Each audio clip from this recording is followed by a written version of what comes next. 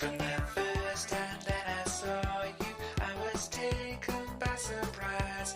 You had more than just four colors. I could not believe my eyes. Your sample playback capabilities were just the best. And when I saw your resolution, wow, I was impressed. My Amiga, you're more than a friend, not just a gal pal. We're in it to the end.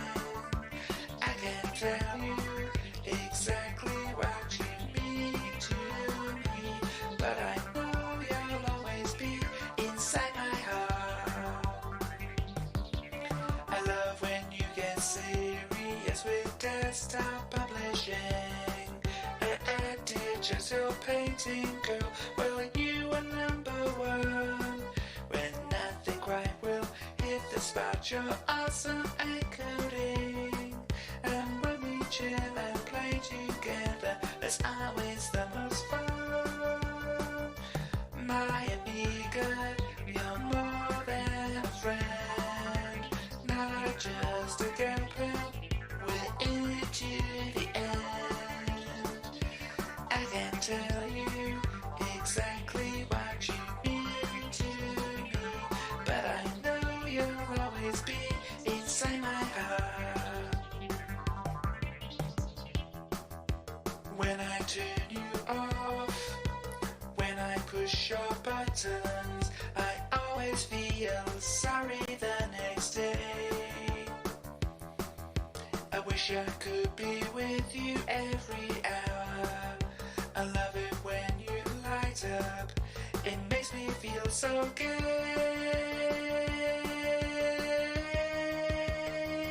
My Amiga, you're more than a friend, not just a gal pal. We're in it to the end. I can tell you exactly what you mean to me, but I know you'll always be inside my heart. My Amiga, you're more than a friend, not just a gal pal. We're in it to the end. I can tell you exactly what you mean to me, but I know you'll always be inside my heart. Inside my heart. Inside my heart. Inside my heart. Inside my heart.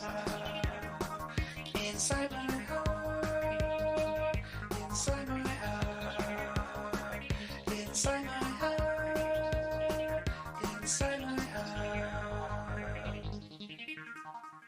Hello, everybody. Hi, I hope you're all doing well today.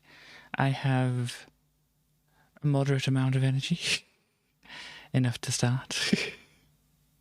Enough to go on? Who knows? Let's find out. But yes, it's I'm just saying. Oh, I had enough energy. Oh well. Well, it's going along, and we'll figure out how well it goes along. But anyway, I hope everybody's having a nice day and such like that. Yeah. So we're going to be looking at Amiga stuffs, but there's probably some waffle that I'm going to do beforehand.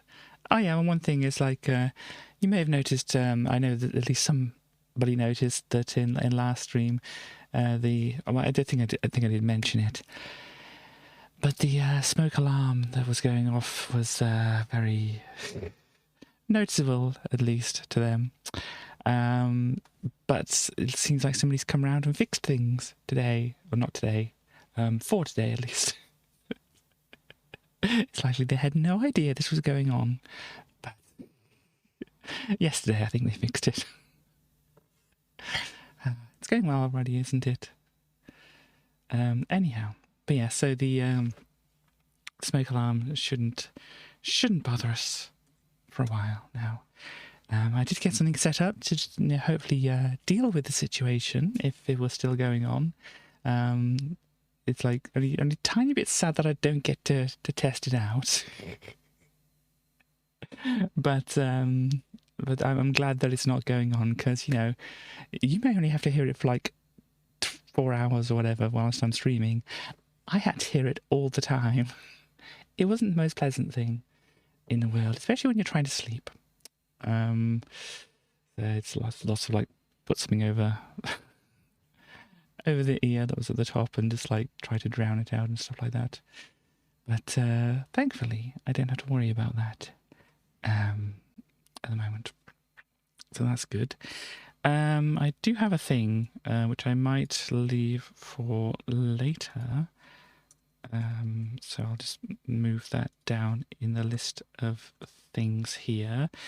I didn't actually check up on something here. I need to just flick over onto this here. Oh, gosh. The things that you find when you're looking for certain things on the internet. Here we go. But let me get back to where I can see things like this.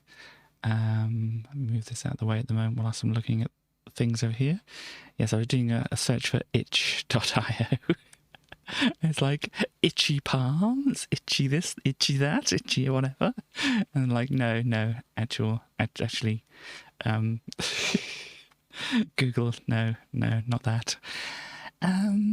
So yeah, this is still going here at the moment. The bundle for Ukraine is currently going. Hello Starly, hello West in the chat there. It's still going at the moment. How much longer is it going on for? For 1 day and 12 hours and however many minutes. So yeah, this is still going on if you want to get a few things. You're a bit sleepy today. Yeah, I can understand. I mean, I can empathise, sympathise, whatever. And sorry to hear you're a bit sleepy, but I think you've been kind of busy and stuff. So but yeah, if you want to support Ukraine a little bit, and also get a few games and stuff like that, so I can definitely say Skatebird is a good game to play. And some of these other ones I don't really know too much about. Wonder Song's pretty cute and stuff like that. But yeah, that's still going at the moment, as well as the trans rights ones. I don't know if there's an easy way to look here. The TTRPG for trans rights in Texas. This one's still going on as well. This one's got about 18 and so many days to go. So if you want to help people out and stuff like that, then that's a way to do things. So let me get this over here. Oh gosh, I've got things in my way now. Hang on.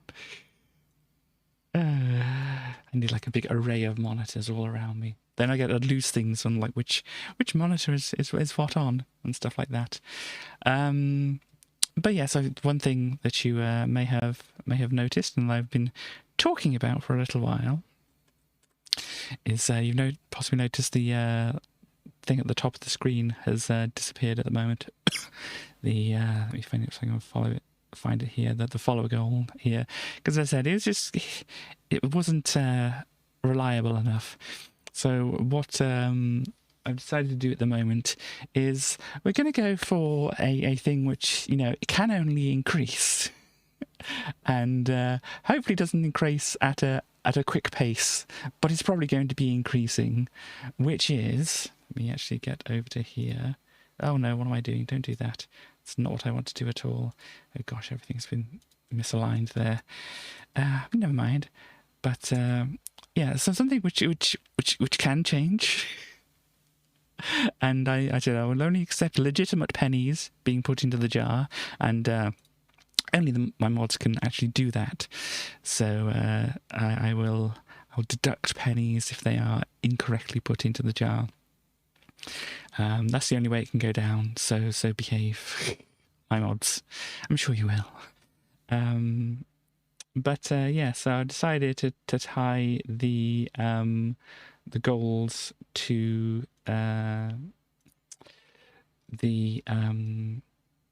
penny jar here. So I put together like a basic thing. It doesn't look really very good, but I put together this basic thing, the penny jar goal, the 40, and I do a music stream if we get to 40. This is only like a tester thing. I mean, the other thing is kind of going on still in the background, but it's kind of like been, sidelined slightly. So if this doesn't work and that somehow does, then we still have that, I suppose. But I'm going to be trying this primarily to be going for. So we've got 40, so that's another like 15 of me saying that I will play something someday when it comes up. Which I do often, because I have so many things that I want to play and such like that, but so little time and such like that. So yeah, let me see if I've noted anything else down here. So yeah, this music stream thing. This is not particularly one of the things that was on the list. There was the Tracy streams one. There was the what's the other one that was on there? Yeah, the Amiga Power Tips video. There's a Dizzy as well. I'm not quite sure if I want to put Dizzy back on there at all. So we may or may not see the return of Dizzy to any kind of goals. Dizzy goals. I don't want to go back to being an egg, thank you.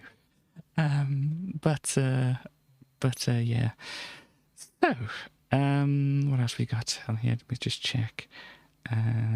Yeah, so I'll add most of the actual penny jar goals to this, and I'll add most of the follower goals to the penny jar goals now. I might reformat this up here so it makes a little bit more sense or whatever. Don't know. But yeah, I'll add the follower goals. I mean, they're not bad goals necessarily. It's just I don't want to get back to being an egg, that's all. But yeah, I will finish my thought. I will go back to, if this works out, I'll figure out, how fast it gets from like 25 to 40, and then kind of like try and pace out how long it'll take to get to, or how long I kind of like want it to be roughly until we do like the Tracy stream or whatever comes up next. So yeah, the follower goals will go on to the penny jar goals, maybe apart from Dizzy. when I've got an idea of how fast this moves and stuff. I mean, it's got to 25, and the problem is I don't know when I started it. I could look back through some of my streams, but it's not a thing that's on the screen all the time. So yeah, it's difficult to remember when I actually started the penny jar thing. So yeah, it's got to 25 already, however long it's been going. Ah, dear me. But yeah, that is what I want to say here. So that's what we've got for a goal at the moment.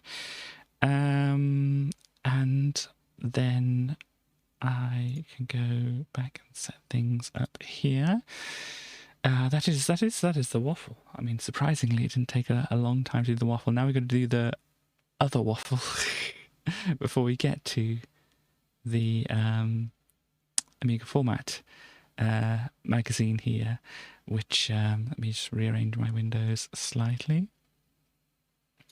The Amiga Format magazine we're looking at is going to be for July of 1994 here, with a rather sweaty looking person on the front of here. There we go, that's better. But yeah, we'll get to this, but we've got to see what else was happening in July of 1994. Oh yeah, and also we've got the backstage thing here.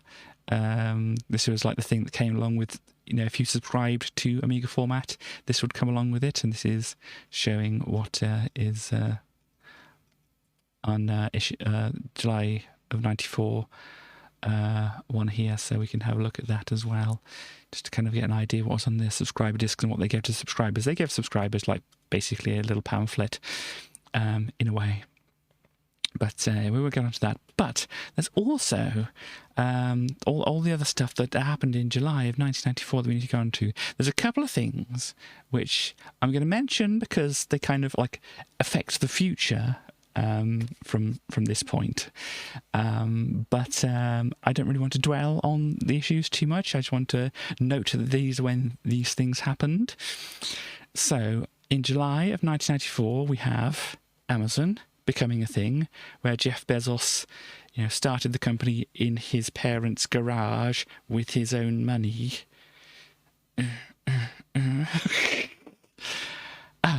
But yeah, so Amazon started about this time, around this time, in Jeff Bezos's garage. I need bigger air bunnies for that. And also this guy, let's just say alleged war criminal, Tony Blair here, was elected as a leader of the Labour Party. So, as I said, those two things affect the future, but I don't really want to dwell on them too much.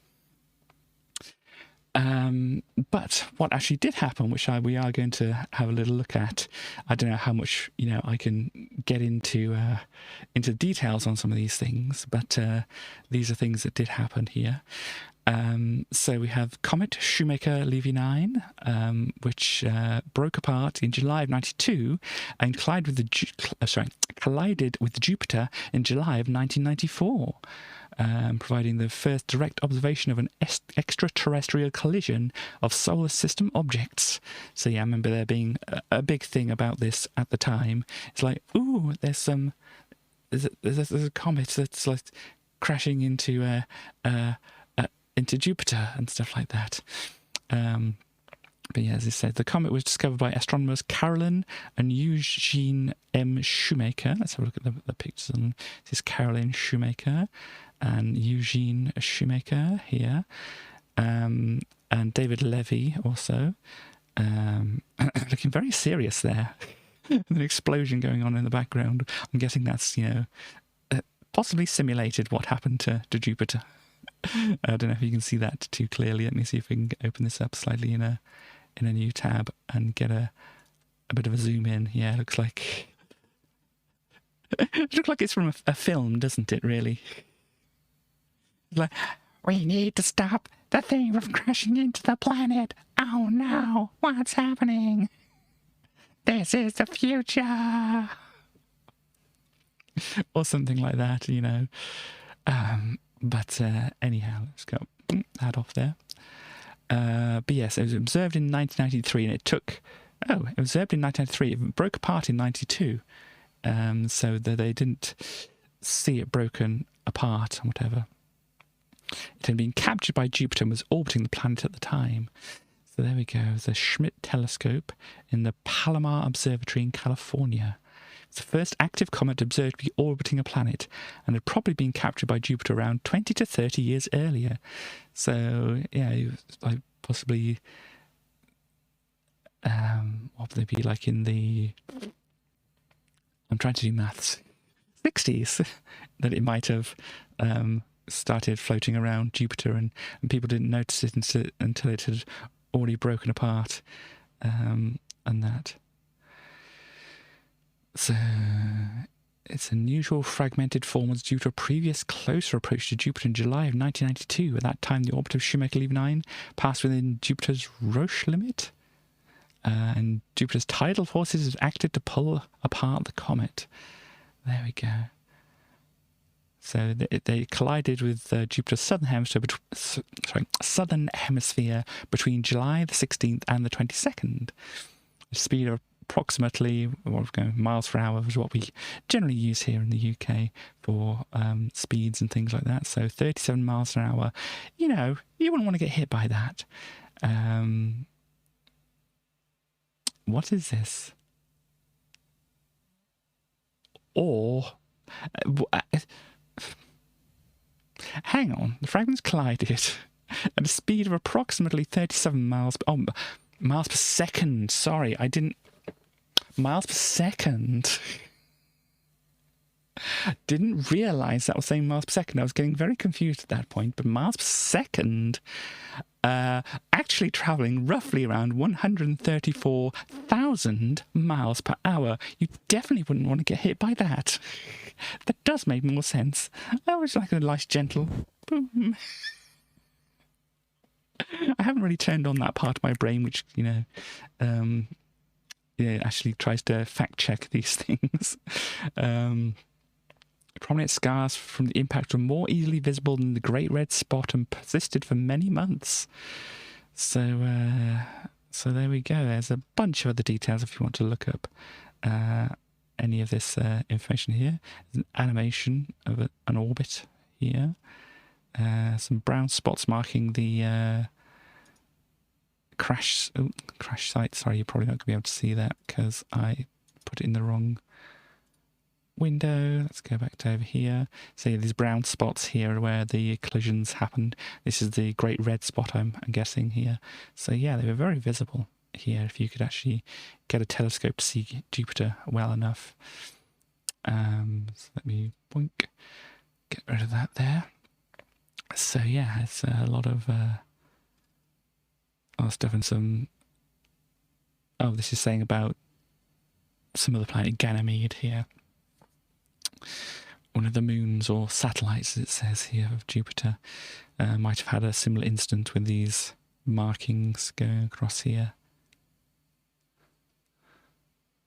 And there's a new black spot spotted 15 years later as well. Interesting. I like the title here, Jupiter as a cosmic vacuum cleaner. The extinction of the non-avian dinosaurs at the end of the Cretaceous period is generally thought to have been caused by the Cretaceous Paleogene impact event, which created the... Oh gosh, I'm not even going to try to pronounce that. But a crater demonstrating the impact's a serious threat to life on Earth, indeed. Astronomers have speculated that without Jupiter to mop up potential impactors, extinction events might have been more frequent. So yeah, there's that, a lot of different things here. So that's one of the things that happened in July of 1994. Another thing, you may not know about 124 Horse Ferry Road. I didn't know about it before looking this up, but apparently it's the headquarters, not horse quarters, headquarters for Channel 4 here in the UK. And this is when they moved in, the 6th of July of 1994, they moved into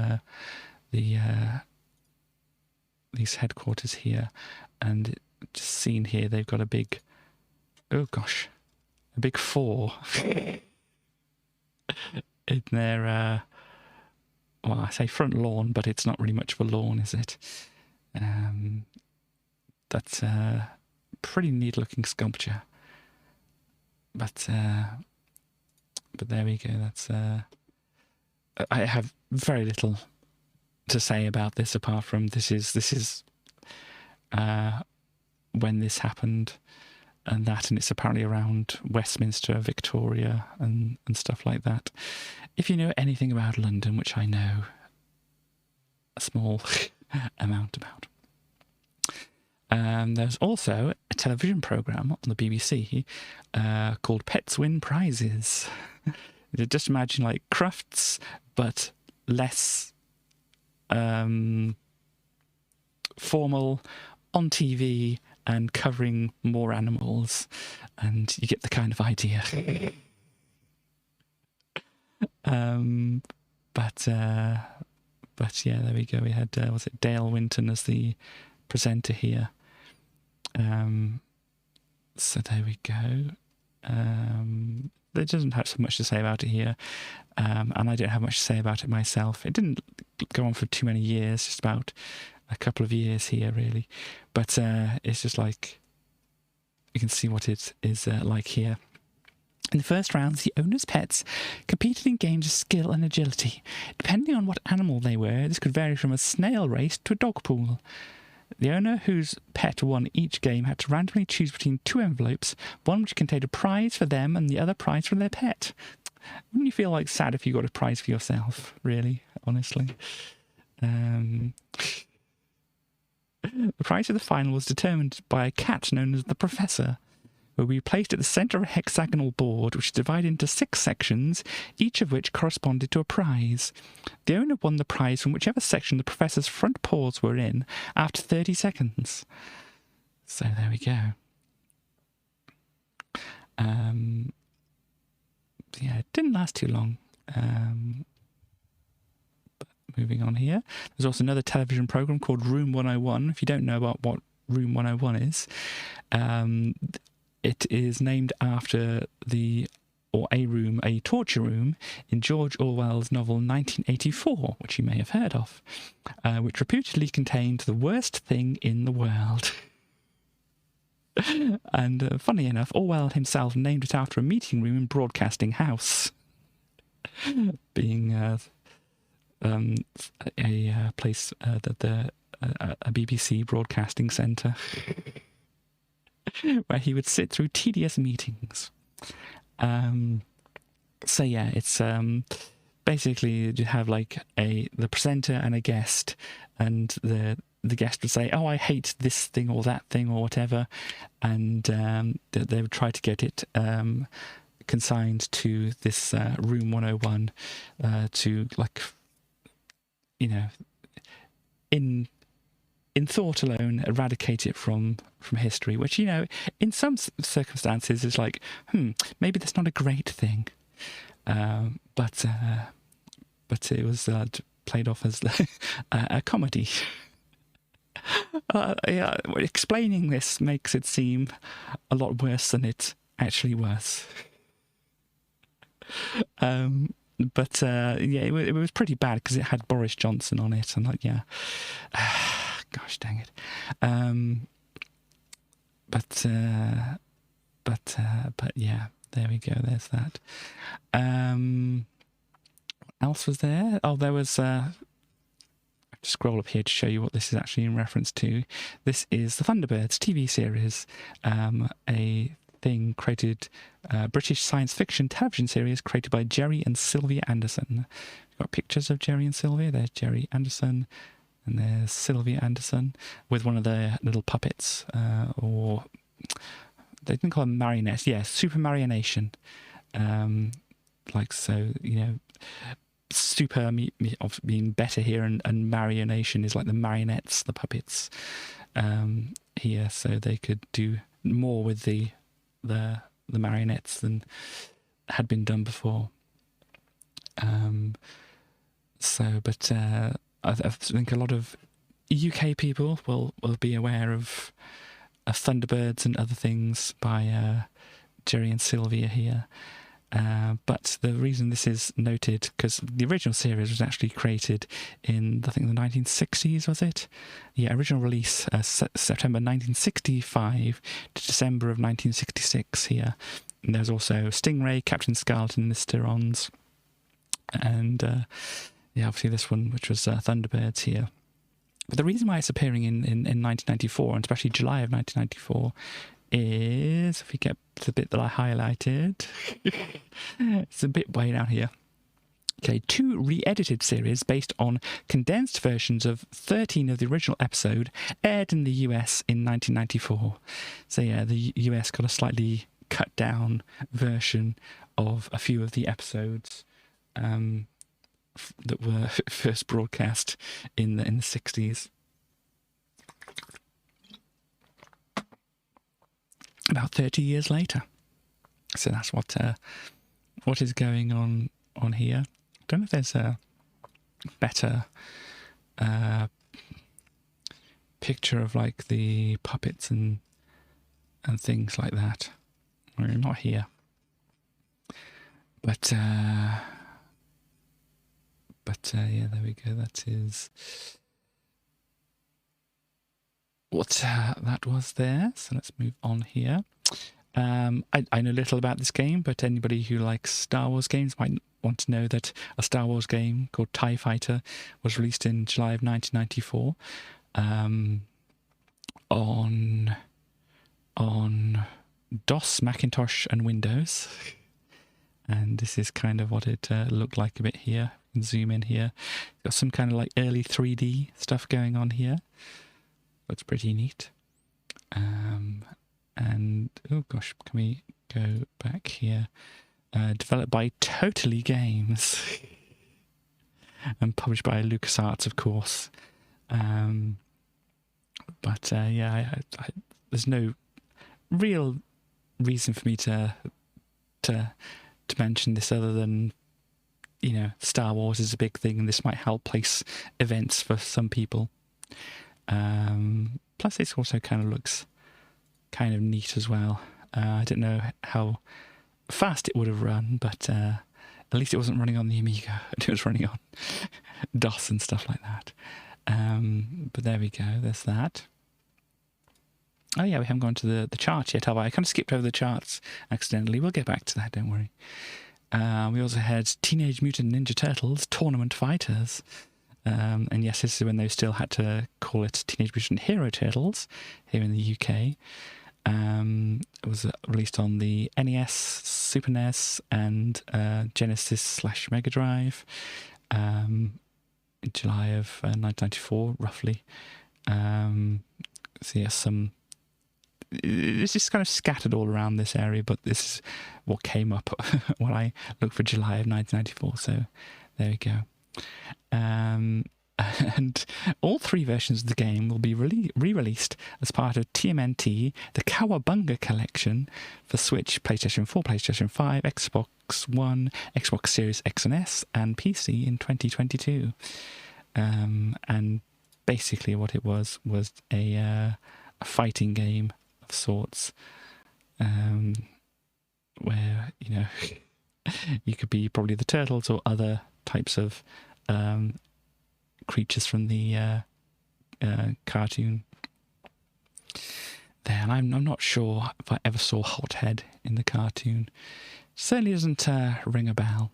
But there we go. That's basically what there was. There was another game called Rise of the Robots, which is a very similar, you know, beat 'em up fighting game going on here, where you had like robots. Looks like, I'm not quite sure. They look very too smooth to be like actual rendered in real time. So they might have been like rendered and then just cut out and put over backgrounds, which looked at the time slightly impressive, but right here not so much. Are we still zoomed in? I don't think we're still zoomed in. We're good here. But yeah, apparently one of the composers for the music was Brian May, you know, he of Queen. And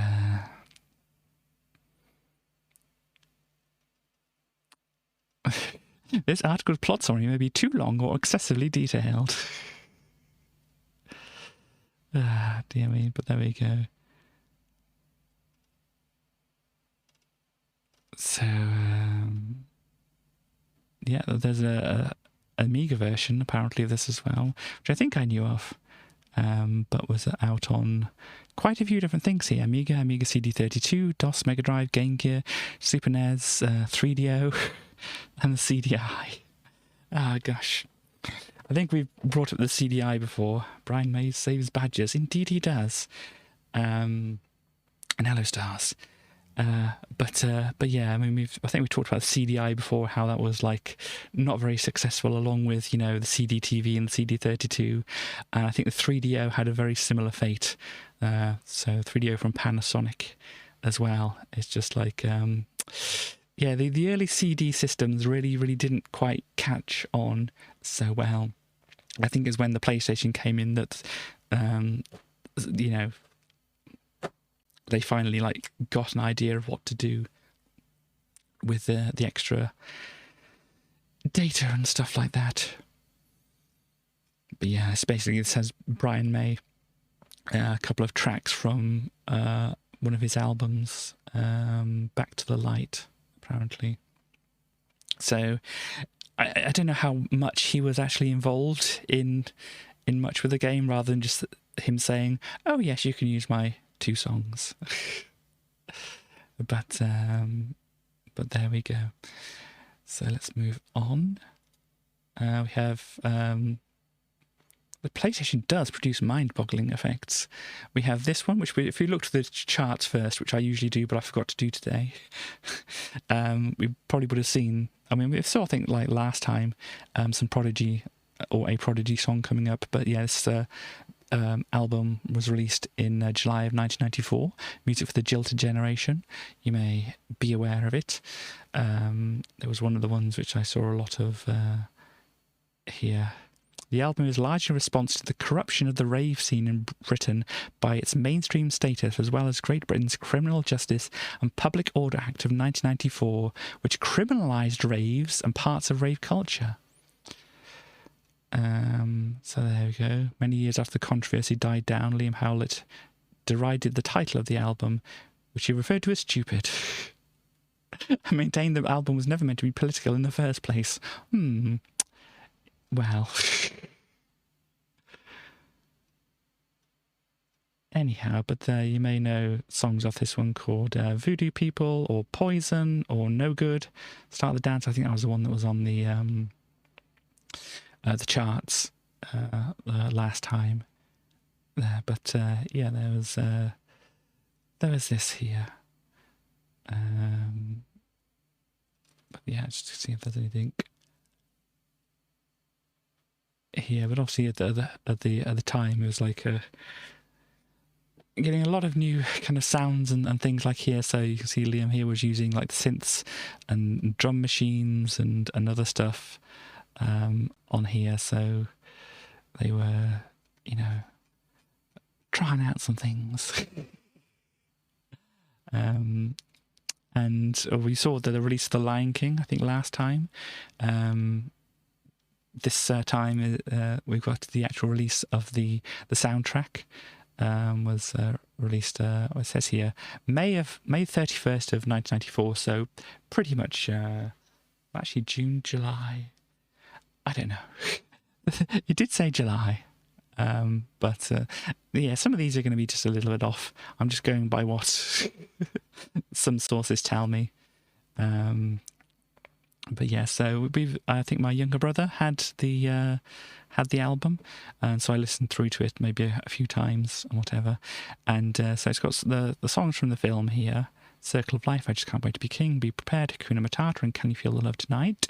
And it's also got some of the ones from the soundtrack by Hans Zimmer, just, you know, the sad strings and whatever that go behind some of the scenes and stuff like that. And then at the end of the album, this was kind of like confused me at the time and whatever. You had just versions of 3 of the songs by Elton John himself, just, you know, playing his piano and singing, and I think some other backing instruments and things like that as well. But he didn't actually sing the lyrics that were in the film. He sort of kind of sang some different lyrics, and I think some of the lyrics were actually picked up and used for the Broadway version of The Lion King, or the musical version of The Lion King. So yeah, but there was like versions of Circle of Life, I Just Can't Wait to Be King, and Can You Feel the Love Tonight, and yeah, Elton John just sang some different lyrics. Which is just, you know, I suppose it slightly confuses me to this point. It's like you just wrote some independent songs along the same themes with the same music in a way. But anyway, so yeah, this is when this was out here, and one of my favourite ones off the album, Be Prepared. You know, I'm not going to play the full thing of this at the moment. Maybe I'll play the full thing at some point, but I did do at some point a cover version of Be Prepared. I'll play a little bit of it here. Oh, it's very, very, very, oh no, it's not very, very quiet. I think it might be a little bit quiet, but it might also just be that's the start of it. I just like recorded myself just noodling around on some instruments before actually starting. So let me just do this here.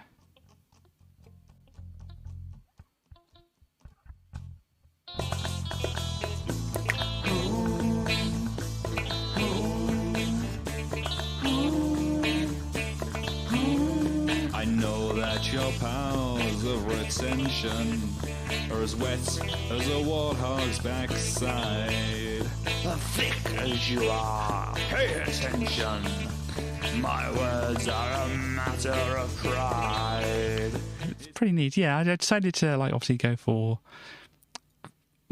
whatever kind of genre you'd call that, but it's just like I just try to do a cover of it and try to do it in a slightly different musical style, and it's like I'll do it like that. But yes, that's obviously one of my favourite things from here, but they're all pretty good ones. And I did talk about how the Circle of Life starts off with, I can't remember which language it was, but it's basically it's just basically all the lyrics there are saying, look, it's a lion, and stuff like that. But yeah, this is when this was out. Another album that was out at the same time, which you probably won't see any evidence of in the chart, was this one, Punk in Drublic by NoFX, which I do own a copy of somewhere. I don't know exactly where it would be, but yes, I have a few albums by NoFX here. And yeah, this is released July 19th, 1994 here. And had, maybe if people know the songs, not a lot of the ones standing out. You got Linoleum and Leave It Alone, if you know the band, and Don't Call Me White was kind of like a slightly bigger one as well, I think. But yeah, it's I think it's a good album, but it's I don't know how many people know of many of the songs that are on here and such like that.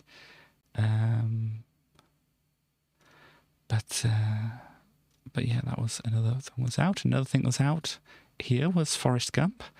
You may remember this film was released, did it say July 6th, 1994? So you had Lion King, Forrest Gump out around the same time here. There we go. We also had another film called True Lies with Arnold Schwarzenegger and Jamie Lee Curtis, who I think should be on the poster here. There's definitely a lack of Jamie Lee Curtis on the poster here, and I think she plays an important part in the film. So she really should be on the poster, but they decided, of course, Arnie is the big name here, so put him on the thing here. But yeah, so that was another one that was out at the same time. It probably had the Blue Danube in it as well. I can guess maybe. I mean, I have seen it, but I just can't remember a lot about it. Anyhow, let's actually get to this, which I kind of forgot about. Of course, Wet, Wet, Wet. It's still at the top with Love Is All Around. Gosh, what is the name of their label here? Precious Organisatio. Strange. But jumping into the charts around this time, we have Take That with Love Ain't Here Anymore. Something like that, wasn't it? The BC-52s, not the B-52s, even though it was the B-52s, but the BC-52 was a Meet the Flintstones. There. Oh, Gun with Word Up. It's not the original version of Word Up. It was a remake, slightly more rock version of Word Up. But that's the Word Up, everybody say. When you hear that call, you got to get it underway. That one. But yes, it was more of a rock version of the thing here. Two Cowboys, Everybody Gone Feet Gone. Can't remember that. Of course, Elton John, Can You Feel the Love Tonight? Here. Beastie Boys, Get It Together, and Sabotage. You may know Sabotage. That was one of their big hits. What we got? Aaliyah, Back and Forth. No, misplaced the new there. But Tony Braxton, You Mean the World to Me. Light Shade of Brown, Hey DJ, L7, Andre, Blind Melon with Change, Wild Hearts, Sucker Punch, Nina Simone, Feeling Good. Obviously not the original release of it, but yes, you probably know that. Probably heard Muse's version of it, because Muse, words, Katie. Muse did a cover of it. But yeah, there's Nina Simone with it there. We have Biohazard, Tales from the Hard Side, West Bam, Celebration Generation, Eddie with Someday, Diana Ross, Why Do Fools Fall in Love, and I'm Coming Out.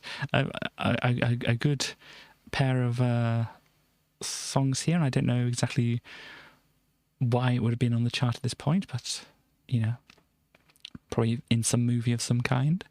We have Patrick with Love Me, Babyface, Rock Bottom, Yaz, Everyone's Got to Learn Sometime. Yaz being known better for The Only Way Is Up, isn't it?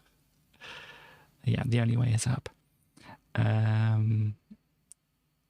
So there we go with that. I think we saw them on the charts previously, and I needed to confirm that I did know who they were. Inner City with Share My Life, Ahmad Back in the Day, Counting Crows Round Here, Misty Old Land, I Wrote You a Song. Just to say that the Counting Crows one, that's from the same album as Mr. Jones, which you may know. The Mr. Jones and me tell each other fairy tales and such like that. That's on the same album, and I know it's on the same album because I used to pick this CD out when I was at university. I knew I had a friend who was a DJ, and she had a big case of CDs, because at the time, to be a DJ, you needed like CDs or vinyl or whatever to be able to do your job and such like that. And she had a big case of CDs, and one of them was this one, and I liked putting on this Mr. Jones from this one quite a bit when I had a little play around with the CD player, all that kind of thing. So what else we did? Did I say Misty Old Land, I Wrote You a Song? Maybe I did, maybe I didn't, I don't know. Rock Melon, Stronger Together. Elvis Costello, You Tripped at Every Step. Mother's Day Out, My Soul Is Wet. Oh dear. Ultra Boogie, Head On. We have Overlords, God's Eye, Darlene Lewis, Soulfly Free, and Tall Paul with Rock the House. And moving on. Of course, we still have Wet, Wet, Wet at the top of the charts here. And we have the Rolling Stones, Love Is Strong, China Black Searching, Jadeki, maybe, with Feenin, House of Pain, On Point. I might have heard of this one. I think I've heard that one. I think I first heard it in a mashup with, oh gosh, it was More Than a Feeling, wasn't it? That was it, I think. But I believe the lyrics go, when it's time to rock a funky joint, we're on point. So we got that there. Black Girl with 90s Girl. We have Crash Test Dummies, Afternoons Coffee Spoons. Obviously not the one that probably everybody knows, which is but Crash Test Dummies with Afternoons Coffee Spoons. I know of this one, but other people may not have ever heard of it before. But I remember it, and I have the cassette somewhere of their album with this and a few other songs on. Apparently, Abigail, whoever Abigail is, dude, smells like Teen Spirit. Perhaps tastelessly in a way, because obviously this was like very soon after Kurt Cobain had died. But yeah, we have DJ Duke with Turn It Up here. We have Jackie Graham, Ain't Nobody. Marcella Detroit, I'm No Angel. What else do we have here? Blink with Happy Day. Madder Rose, Car Song. There's a lot of these I don't know. Boom Shanker, Take My Love. Salad, Your Ma / Plank. Interesting. Nick Cave and the Bad Seeds with Lover Man. I know Nick Cave and the Bad Seeds from a collaboration thing they did with Kylie Minogue, which was a song about a girl who got murdered, because that was just the vibe. We have Renegade featuring Ray Keith with Terrorist / Something I Feel there as well. What else do we have? We're still in July 1994. Hang on. I realised I was doing it right, but I just kind of messed my head up before when I was doing it. But you have January, February, March, April, May, June, July. So July's got 31.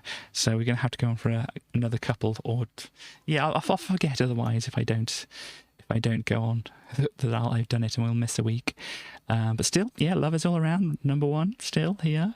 Warren G and Nate Dogg with Regulate. I don't know how famous this song is or well known this song is, but it definitely is one that they played on MTV a lot, and it stuck in my head. You know, I don't know if I know the lyrics too well, but it was boo boo boo boo boo boo boo boo boo that one. Nate Dogg and Warren G had to regulate. Boo boo boo boo boo boo boo. That one there. We have CJ Lewis with Everything Was Alright Uptight. I think I mentioned the previous time when one of his songs came on here. It basically had like older songs, and he kind of like, revamped them and did some rapping over the top, I think. I don't know if it was rapping or rap singing or whatever you'd call it. I'm probably getting things a bit wrong here, but I don't know. I don't know what you call it. Probably more singing than rapping, actually. But he did it pretty fast-paced, I think. Anyhow, Bad Boys Inc., Take Me Away, I'll Follow You. PJ and Duncan, still PJ and Duncan, not Anton Deck, with Let's Get Ready to Rumble. Now, I think a lot of people will know this one. Let's get ready, let's get ready, let's get ready to rumble. Ah, gosh. Skin, Tower of Strength. Clubhouse featuring Carl. Living in the Sunshine. Whenever I see the name Carl, I can't help think of, was it the Llamas with Hats one? Carl, that kills people. If you've never seen Llamas with Hats, that's a thing. Of course, you got Prodigy, No Good Start the Dance. Not a new one on the charts, but this is what I mentioned earlier. It's from the album that I mentioned. Deep Forest, Savannah Dance here. It's a good series of videos. Volcano, More to Love. Alice Cooper, It's Me. Kim English, Nightlife. Animal with Wipeout. Coolio, Fantastic Voyage. Omar, Outside. Cracker, Get Off This. Censor, Age of Panic. Philip Leo, Second Chance. Nush with You Girls. Julia Fordham, I Can't Help Myself. Baby D, Casanova, Baby D. I think I did say I did know a song by them before, wasn't it?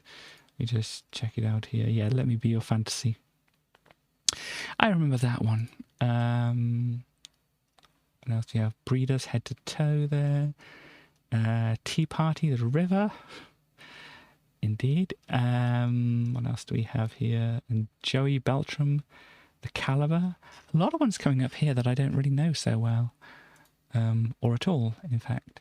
But still, next week, of course, Love Is All Around by Wet Wet Wet. Still at the top of the charts. You can see why it got old at a point, can't you? What else do we have? Erasure, Run to the Sun. EYC, Black Book. Shampoo with Trouble. Oh, gosh. Oh, we're in trouble. Something came along and it burst our bubble. Yeah. I remember that one. I think it was actually in a movie later on. Correct me if I'm wrong, but I think it was in the Power Rangers movie. I've never watched a Power Rangers movie. I know this from the charts. But yeah, it's quite a... What was it? As if we don't get home, we're gonna get killed. Uh-oh, we're in trouble. Ah, gosh. Anyhow, Centurions. Oh, yes, I remember. Oh, gosh. And we have Red Dragon with Brian and Tony. Compliments on your kiss. Carreras, Domingo and Pavarotti. Oh, yeah, the three tenors as they are known, with Libiamo and La Donna e Mobile. And I can't recognise it from the titles, but I probably have heard it before. The Jesus and Mary chain with Sometimes Always. There's Seal with Kiss from a Rose. Bye. And that's Baby, I compare you to a kiss from a rose on the grave. Ooh, and the more I see of you. I know I'm well off tune here, but that song, it was from, or it was in a Batman movie, wasn't it? Was it Batman Returns? But yeah, that is a song that stays in your head. There we go. Ooh, Kate Bush and Larry Adler with The Man I Love. Batman Returns, cool. House of Virginism with Reach In. Michael Ball from Here to Eternity. Galliano with Twyford Down. I mean, obviously I know Michael Ball from Les Mis. And he had another song which is from a different musical, which was in the charts. Look how happy he looks with his doggos. Which one? Love Changes Everything. Yeah, that was quite a hit at the time. But yeah, I know him primarily from like it was in Marius, wasn't he, in Les Mis at some point. We have Galliano, Twyford Down. We have Family Cat, Golden Book, D-Light, Picnic in Summertime, Stereo Lab with Ping Pong. Stereo Lab, is that connected? They did. No, it's not. I'm thinking of a different band then. Stereo Lab. Did I know anything from them? I don't know. Who am I thinking of? Stereo MCs. That's connected, wasn't it? Stereo MCs did connected, and Stereo Lab. I don't know. I may have heard something by them or not. We have Slow Motion with Help My Friend, Sonic Surface, Don't Give It Up, Express featuring Low Pro, Rock 2 House, and Hip Housing. Sonia, Hopelessly Devoted to You. Sonia. There we go. Spin Doctors, You Let Your Heart Go Too Fast. Now, I have heard this song myself, but I doubt a lot of people have, because it wasn't one of their big hits. We have The Future Sound of London with Expander, Drum Club, Drums Are Dangerous. If you use them incorrectly, certainly. Comanche Park with Crucify, East Beat Syndicate, Love Transmission, Angela Winbush, Inner City Blues, MC Mello, The First Chronicles of Det, or D-E-T-T, Liam Neeson, strangely enough, with Coney Island, Roger, Looking for Mr. Right, Jackal, Push Comes to Shove, Jan Johnston with It's Alive. No, why would I get the It's from? Jan Johnston with Alive. We have Real to Real featuring Madstone, I Like to Move It for re-release, and Entrance with Set You Free as a re-release as well. Baby Stafford, Paper Lovemaker, Hard Floor, Mr. Anderson, Fish and Chips, Deep Blue and DJ Pulse, and A. Reese with 2 on 1 Volume 6. I'm guessing that's a compilation of some sort.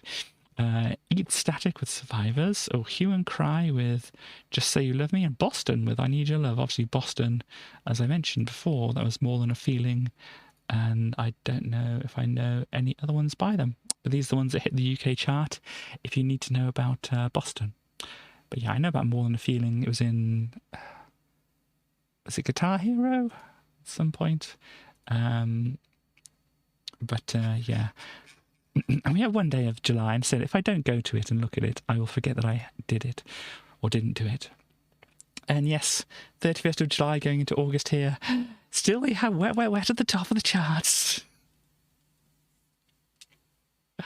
Oh, there we go. That's the thing on the thing up there saying 40 pennies in the jar and we'll do a music stream. But yeah, what else do we have coming up on here? We have Max, No More I Can't Stand It. We have Head Boys with Girls and Boys, or Girls Plus Boys. Status Quo, I Didn't Mean It. White Snake, Is This Love? Sweet Lady Luck. Smash with I Want to Kill Somebody. Interesting. We have DJ Jazzy Jeff and the French Prince with Summertime. Level 42, Love in a Peaceful World. Say Peniston, Hit by Love. Rosella, This Time I Found Love. Bitty McLean, What Goes Round. Curb Dog, Dummy Crusher. Lucas with Lucas with the lid off. Mr. V with Give Me Life. Ice MC, Think About the Way. Bomb Diggy Diggy. Okay. Glowworm, I Lift My Cup. Luciana, If You Want. Ideal with Hot. Joe Roberts with The Door. Dodgy with Melody P. Dodgy from gosh, I can't think of the name of the thing. Dodgy from Staying Out for the Summer. Good Enough, yeah. Good Enough is probably one of their more standout songs, but that obviously comes a couple of years after that. But if you know of this song, if you need a thing to remind you of what song this is, that's if it's good enough for you, it's good enough for me, it's good enough for two, that's what I want to see. It's that one there. We have BBM with Where in the World. Fatima Mansions with The Loyalizer. We have, what else we have? Sinclair, Don't Lie. Barry Manilow and Deborah Bird, Let Me Be Your Wings. General Saint featuring Don Campbell, Save the Last Dance for Me. Velvet Jungle, Come On, Come On, I'm Not in Love with You. Deus with Suds and Soda. Now I know this one. Other people might know this one as well. Obviously it didn't hit very high on the charts here, but Suds and Soda was actually one of the big ones. Is what is it? So long. It does that a lot. Then what's it? The chorus. And there's always something in the air. Sometimes Suds and Soda mix okay with beer. Can I break your sentiment? But you may know it from the violin riff, which I'm not going to try to do because it's going through it. But yeah, it's a pretty good song. I do like it, and I don't know how many people know of Deus. But they also did on Via Hotel Lounge, which you probably don't know. Possibly we know Little Arithmetics. Got me down, hoping that you can explain Little Arithmetics. But something fool me again and again. Little Arithmetics. Little Arithmetics got me down.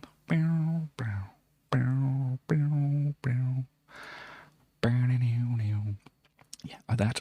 We have Groovebox featuring Evelyn Thomas with One World, Sevado with Skull, Beluga Boys with Hip Hop, Astrolagus and Hello Mobbits, Sons of Arca with Sully Stomp, Mercury Rev, Everlasting, Dead Man, Farm Messiah, Bill Whelan, River Dance, Crystal Waters, Ghetto Day / What I Need, re-release of Closer by Nine Inch Nails, and The Beautiful Experience by Prince, or the symbol that he wished to be known as at the time. So yeah, there we go. That's what was on the charts here. As I said, I kind of did things a little bit backwards this time with my other stuff before I got to the charts. We'll get to this in a little bit because now we can finally get to the magazine. So, July of 1994, the issue after the news broke about Commodore. They're very specific on the amount of readers. 142,326 readers, can't be wrong, probably. Yeah, it seems to have a slight problem with this scanning of this one, is that some of the bits have got cut off here. I don't think that presents a huge problem throughout the magazine, because normally they have the borders on the side. But yeah, so there are over 50 soccer games, and we score every single one of them. So yeah, as you can see, that really appeals to me. Not very much. And this football player here, from whatever football club they're from, has a Commodore Amiga t-shirt on. You see, they tried to do something fancy here with a little scanner, doing a scan across the magazine, but it kind of like blurs out this stuff, so it's, you know, impossible to read what's below it, especially if you don't have the discs on the front of it anymore. But yeah, a lot of the stuff that's on the cover disc we won't actually be looking at because it's not all that fascinating. Can we? Thank you. There we go. Some more ads, and then we've got stuff. Is anything popping out? We've got a bit of a James Pond popping out here. You've got a skeleton over here with a sword, maybe. Some kind of pinball game happening here. And oh, look, it's Eric Schwartz again. Do a little zoom because you probably can't see it too well, but yes, another Eric Schwartz thing going on over here. We hadn't seen much from them for a while, but we do have some more Eric Schwartz right there, right now. Put that on the screen here. We've got the month in view. Obviously, they're going to be talking about Commodore a little bit more then. As I write this, the promised resolution of Commodore's impending purchase has still failed to materialise. Of course, the absence of hard facts simply means the rumour mill is running on overtime. At the moment, there are several very plausible theories doing the rounds. So, odds-on favourite at the moment is Korean company Samsung as the saviour of Commodore. I don't think that happened at all. Commodore have bought a 51% stake of Samsung. No, they definitely weren't in the position to do that. No sooner do they get a look in than the gossip monger suggests that Samsung too are in financial difficulty. Which company is still alive today? I mean, I have a Samsung phone right here. Anyhow. And appropriated to help some German company. What? They can develop their cybersex system. Indeed. I think this is possibly a joke in here somewhere. Check out a load of third-party Amiga licenses, lots of cheap Amiga clones. Yeah, I don't think a lot of that happened either. These are purely rumours. We expect full details to be released very soon. I'm not quite sure full details are going to be released for a while. I mean, as we saw, David Pleasance wrote more than one book on the subject of how things were like a mess at Commodore, and even afterwards, there was not great things happening. But yeah, because advanced technology makes an extremely viable proposition as a set-top box. The set-top box is the holy grail of several companies aiming to corner the home entertainment market. You have a powerful computer sitting on top of the family goggle box, which then plugs into the cable TV network. This machine then acts as a terminal, allowing you to download information, games or movies, interact with live quiz shows, order flights or cinema tickets, go telly-shopping. The possibilities are limited only by the power of the set-top box. I mean, we kind of have got this and not got this at the same time, and all these things that it said that they can do, we can do obviously through the internet and such like that. And in set-top boxes, you know, you will have things built into TVs nowadays, or, you know, Fire Sticks or Google Sticks or things like that, which go into your thing instead. And you might have a box as well which does various things, but yeah, this time it's like we could do it with an Amiga instead. The information superhighway. Sorry, I mentioned the information superhighway. Here we go. The possibilities are limited only by the power of the set-top box and the amount of data the fiber optic information superhighway will be able to handle. I mean, fiber optic communications have rolled out certain around a lot of this country and a lot of other countries, but I think there's still copper coming up to this wall over here where the router I've got here is plugged into. But to whatever phone communications box that's outside somewhere, there should be fibre going to that, at least. But yeah, so they're kind of more on point with what's going to happen in the future here than they have been for a while. But then they get things quite wrong. Reports of Commodore's death may have been exaggerated. Not at all. Commodore is already dead at this point, and they just... How can they file something with the court and it not be clear what's happening?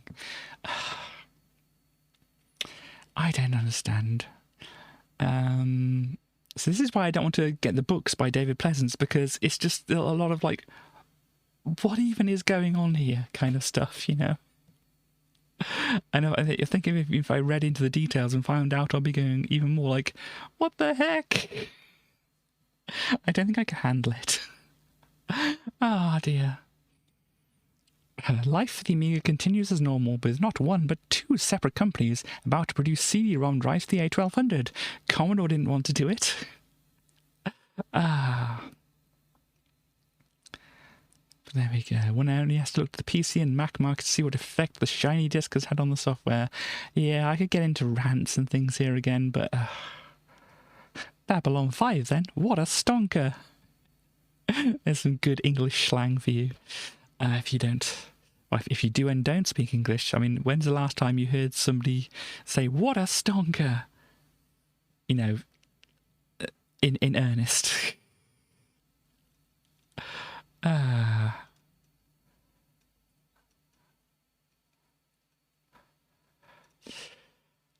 Oh, Special Reserve, kind of like got rid of their big array of games that they normally had at the top here. They've only got like one line going across the top here now. Probably so they could fit more games in here or extra things down the bottom here. I mean, we haven't looked at Special Reserve close up for a while now, so let's just have a little look. As I said, it does get a little bit cut off at the side here. The scan is unfortunately not the greatest here. But yeah, there's a lot of caveats up the side here. Certain things will not work on an A500, A600 or A1200. This will not work on an A1200. This requires 1 megabyte of RAM and stuff like that. So you've got to pay attention to these and see which ones will actually work on your system and stuff like that. So yeah, is anything else standing out here? I mean, it's a very colourful Super Nintendo up here. Look, Super NES, Mario All-Stars games, scope, plus scope, and 6 Lycan games, plus 6 games. Yes! SNES gun plus 10 games. Okay.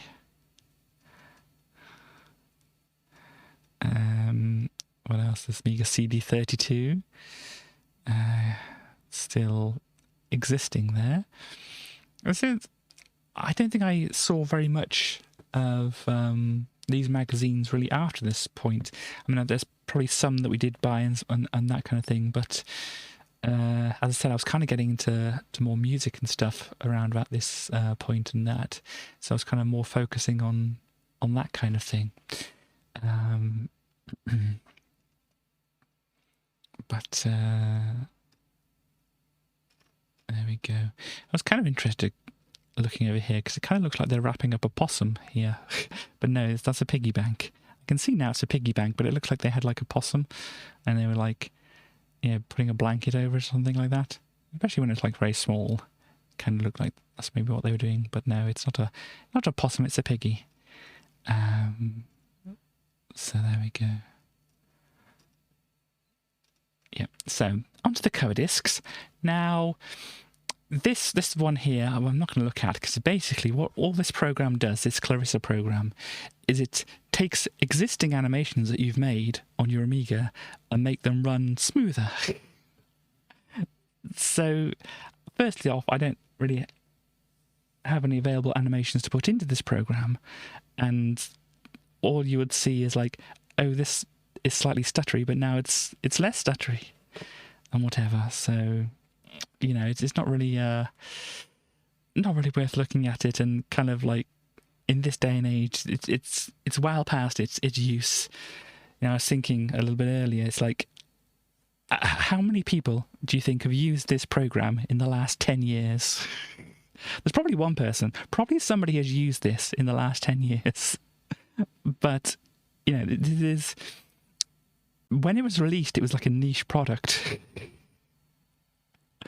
And nowadays, it's like a niche within a niche within a niche, I think. And possibly even further niches all the way down. But I'm sure maybe at least one person has used this somewhere in the last 10 years. If it's you, tell me. I'd be very, very interested to find out what kind of work somebody would be doing to actually need to run something to run animations on an Amiga smoother. But yeah, so that is that. You can see here another game, another program, another game on the hard drive here, which I'm not going to look at because it's not within my interests at all. There is the Wembley International Soccer. Gosh, as you can see, you have your little men's standing around, and one of them's going, "Yay!" Maybe they scored a goal. This person's walking into the goal post over here. Oh look, yes, they did score a goal. But I scored a goal. Oh.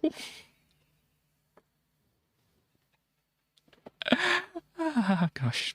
Anyhow, but yeah, it really isn't of any interest to me at all. But if you want to, you can. There's the Elfmania with the buff elves over here. If buff elves are your thing, there's some buff elves. And one game which we will be playing here, which is Apidia. I don't know if we saw a demo of this before, but I'm going to have a little play of it all the same. You basically play as a bug and you shoot other bugs and things.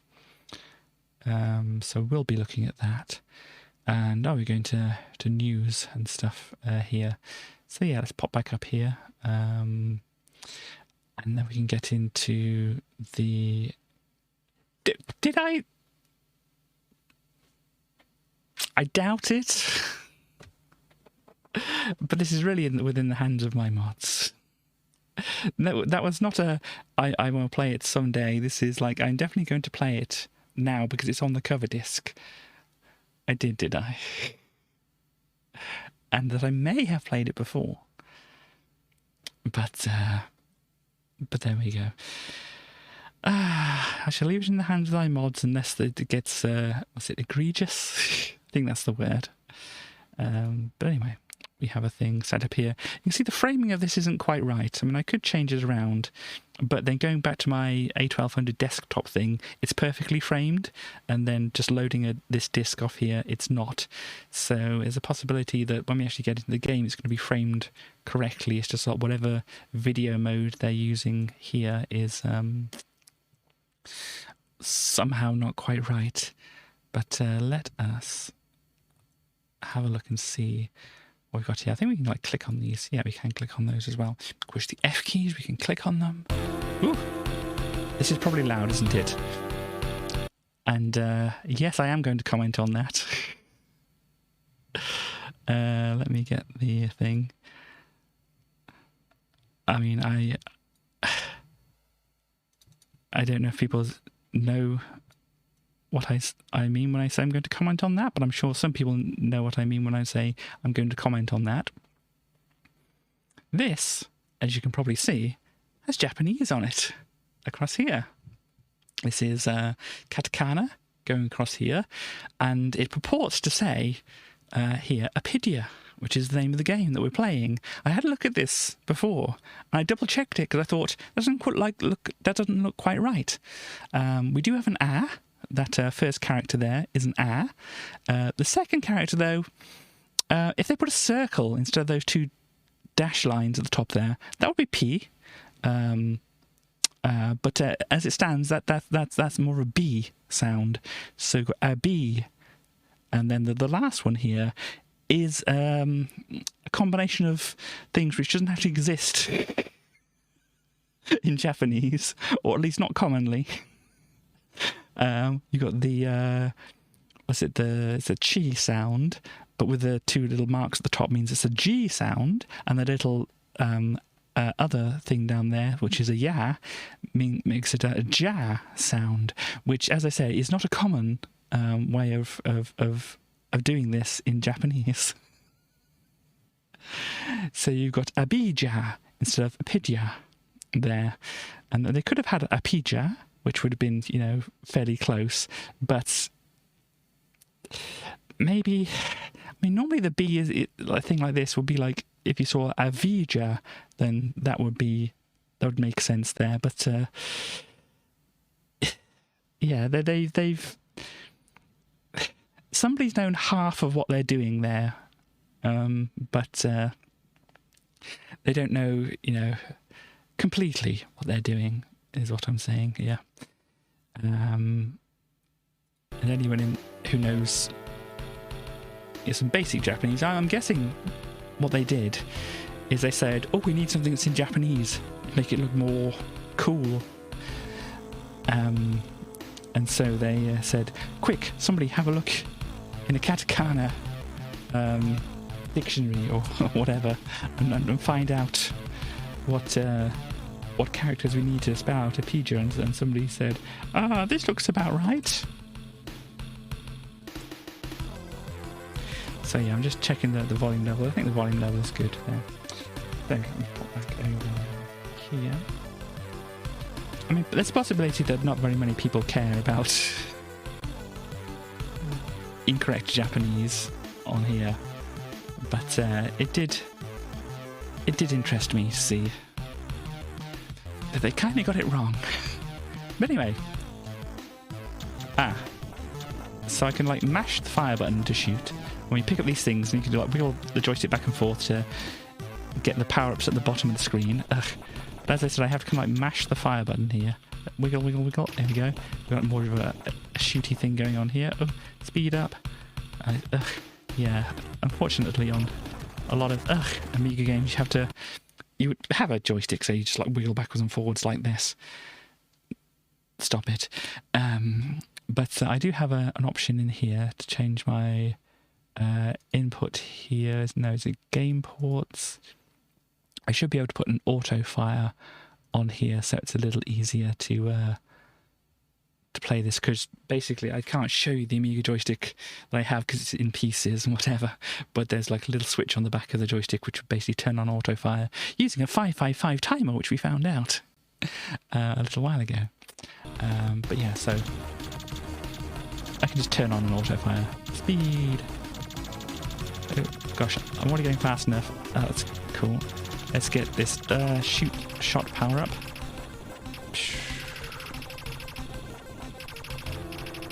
So yeah, you are bug. Ooh, you shoot other bugs. Oh. Dang it, you can't get too low. I don't want to go any faster. This is fast enough for me, game. Grab some other things. What's this? Missiles? Oh no, a sine wave. I just had to make sure that it was actually a sine wave. It is a sine wave. It's not a cosine. Oh my gosh. This is Katie talks about a lot of things which not a lot of people are actually going to care about. And I should stop myself before I say anything self-deprecating. Gosh. Dang it. It's not an easy game. I need to speed up a little bit, I think. I want speed. See, I don't think you lose all your power-ups when you die here, though. Which is a good thing. Actually, I need that, don't I? Get that.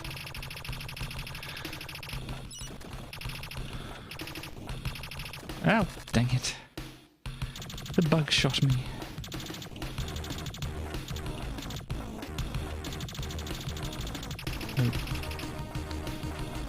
think it did slow me down though a little bit. There we go. Got a pretty kicking soundtrack there, doesn't it? Can I improve my shots here? I can. Neat. Even more? Maybe. Come on, give me something else.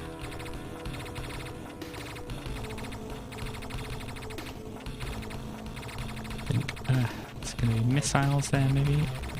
Yeah, we've got some bombs or some sort. So what bug is this? Does anybody know? Some kind of wasp, maybe? A hornet?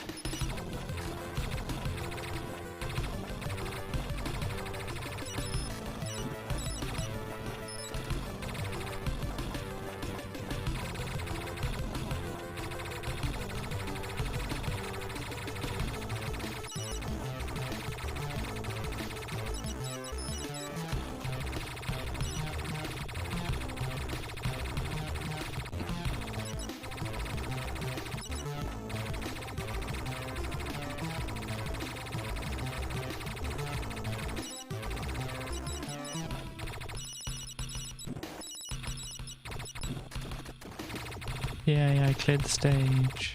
Do I get any more stages? I think maybe I don't get. Though I have got a different power-up, I don't like this one. I want my other power-up. Oh gosh, it's a different stage, I think. Ah, game over. There we go. War at Meadow's Edge, apparently it's called here.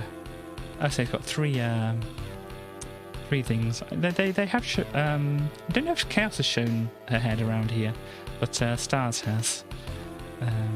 So there we go. That was a picture there. And so we do have. Let me actually go back to the browser here, because we do have. Excuse me, the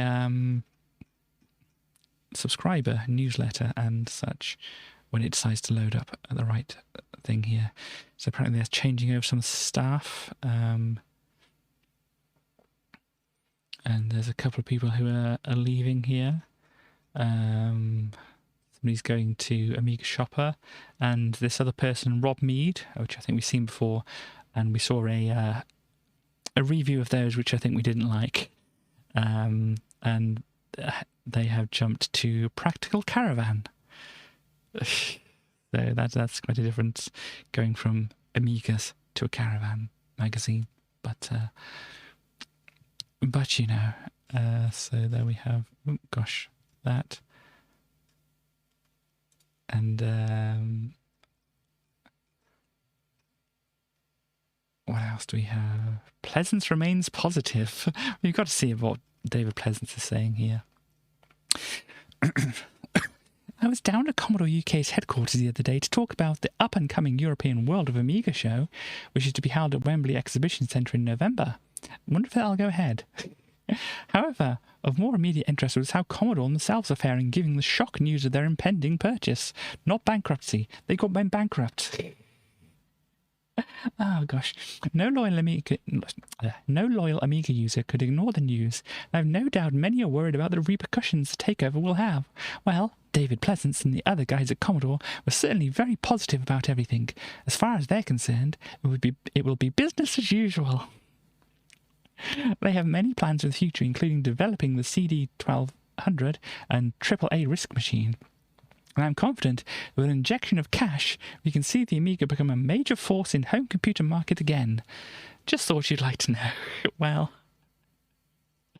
hello Chaos. Nice to see you around. This is what's on the subscriber disc here. A lot of things which you're not going to look at. Look, there's a patch for Imagine. Remember when you had to have patches on discs and things like that?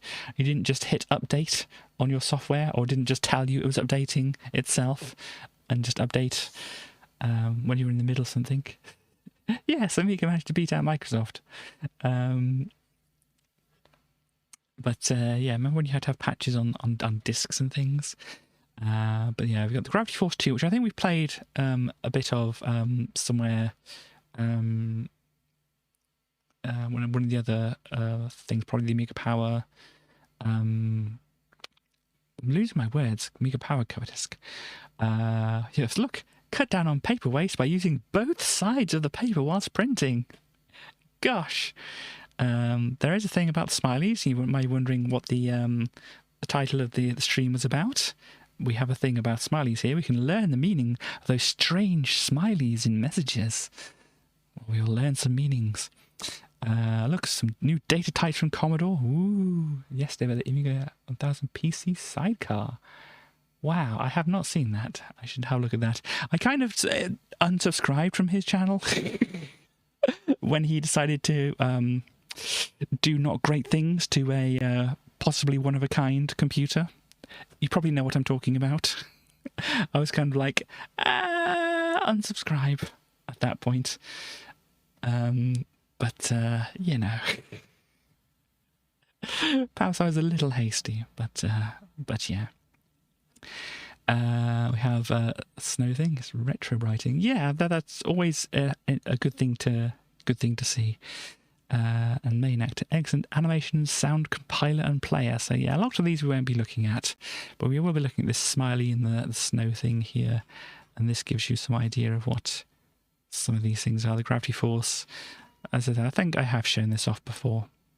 Your little ship and you fly around, and if I had a second player, they could fly around and we could try to shoot each other and stuff like that.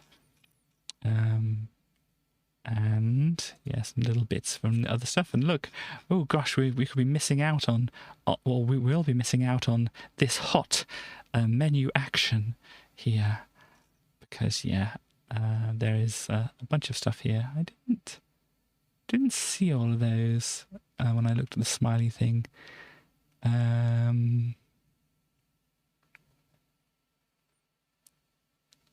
Okay. So that's how you find a list of them. Okay, cool. Obviously, I didn't look at the instructions extensively enough. So let's go back to the Amiga here and let us load up one of the other discs. Pop over to here, change over to this one, and reset.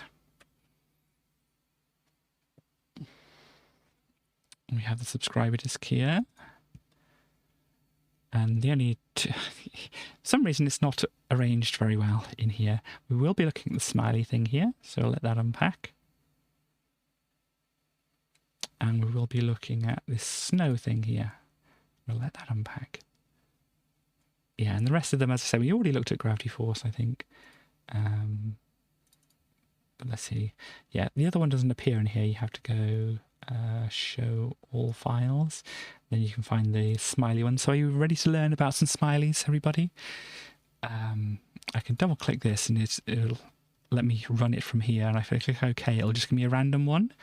So we have like a colon, a tilde, and a mouth.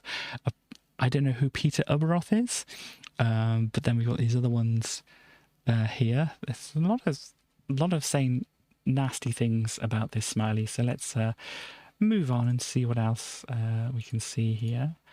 This one apparently is a moustache. It's got a curly bracket or a brace there.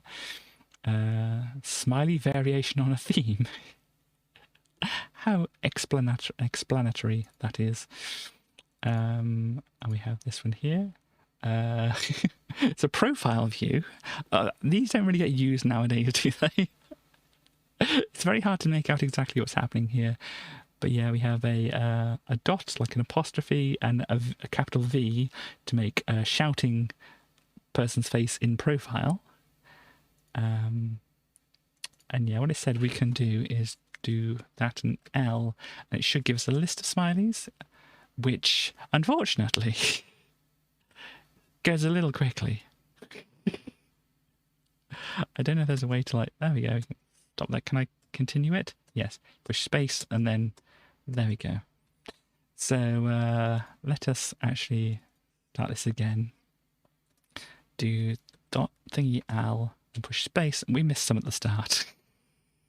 I was not that quick on it. But if you ever want to say Picasso, you've got your % sign, a dash, and a caret, isn't it? Or caret, sorry. There's somebody who's been working all night there. Some more Picassos going on here. Long bangs. Okay.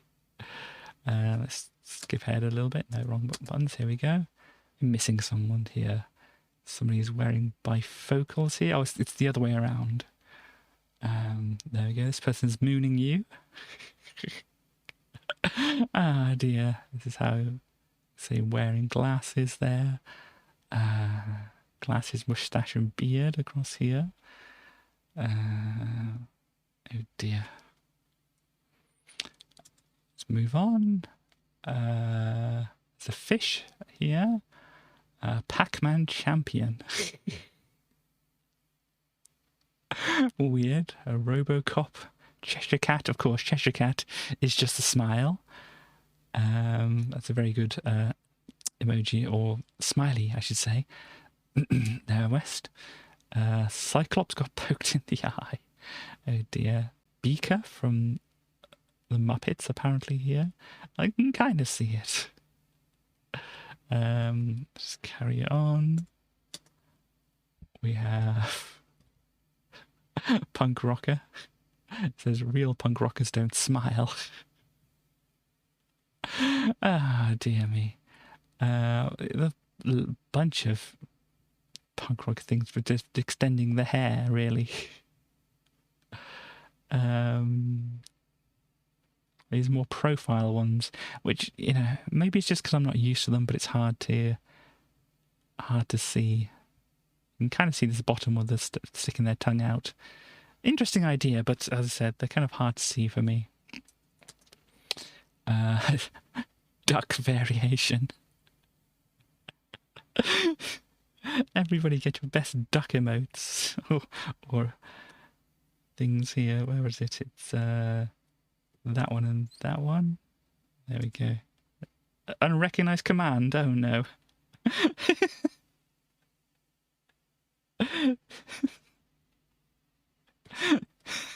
It thinks I'm trying to put a command in chat.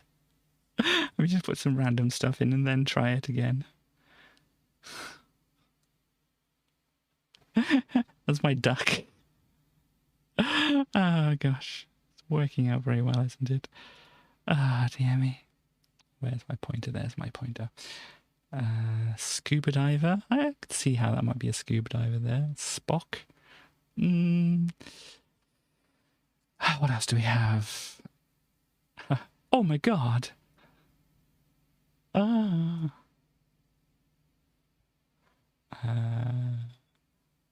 Yeah, little girl, got a little, well, very stereotyped with a bow in the hair there. A gorilla.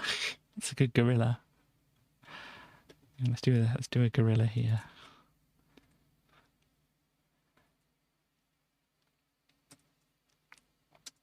There we go. That's my gorilla.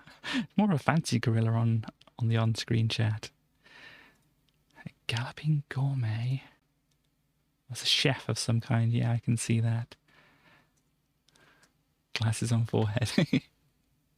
Indeed. Banker. Okay. Tongue-tied. It's a pretty good one. Has a cold. Oh dear. Not good there. Ugh. Why, you backed your car over my toe. You're just a big going on there. It's like, oh, their sequence. I stubbed my toe. You stepped on my toe. You backed your car over my toe. Sick of net news articles. Oh gosh, a smiley. Comedy. Your basic smiley. This smiley is used to inflect a sarcastic or joking statement, since we can't hear voice inflection over Unix. Otherwise, it could be defined as ha-ha, happy, humorous, smiley standard, smiling, or the normal smiling face appended to a sentence or an article means this is a joke or this is supposed to make you laugh. I don't think people actually use it that way, though. I just used to mean I am smiling. or I like that. It's definitely changed over time, hasn't it? What else do we have? Oh dear. Yep. A lot of people being horny right here.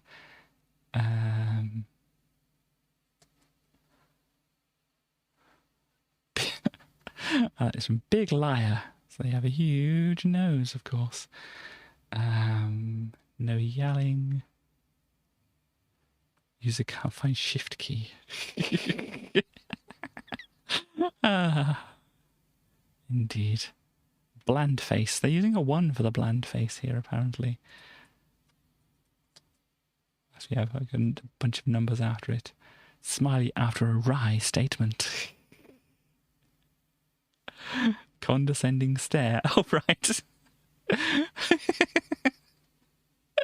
That's a good one. I have to put some random stuff at the start so it doesn't think I'm trying to type a message or something in here. But saying this one is the condescending stare. I don't think I can do a condescending stare very well. Hang on, let me go through think my condescending stare.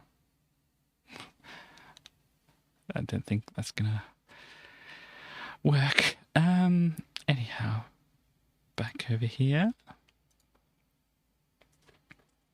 Oh gosh, goes way fast. Big smile. Oh dear, you're doing a condescending stare at my condescending stare. Ah dear. Oh dear.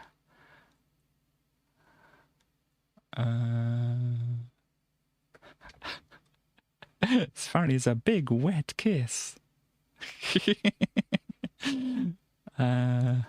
else do we have? What is this? Biting sarcasm. I'm about to inflict some biting sarcasm at you all. Hang on, I pushed the wrong buttons. Check out my absolutely biting sarcasm. Oh, apparently I typed in Asda as well. Just do some random.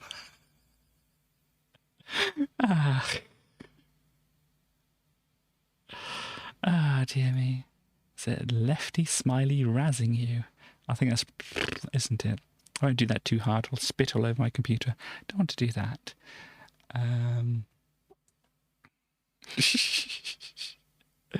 Bummed out.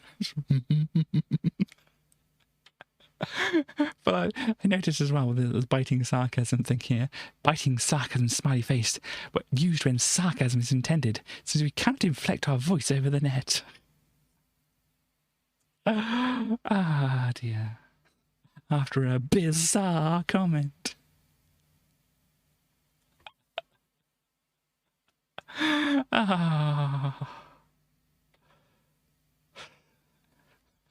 Have an ordinary day. A baboon? I suppose I can see that. Well, I mean, I can see, like, this one here. I wasn't looking at these other ones.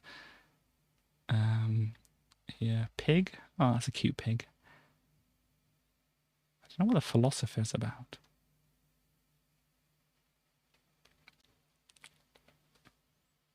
Oh dear.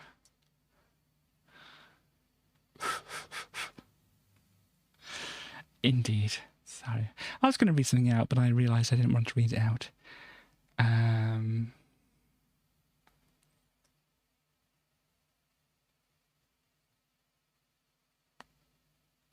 Indeed. So the winky face, a practical joker who played one too many and got beat up. Or just a winking smiley. Crying with happiness could be a pirate smiling face.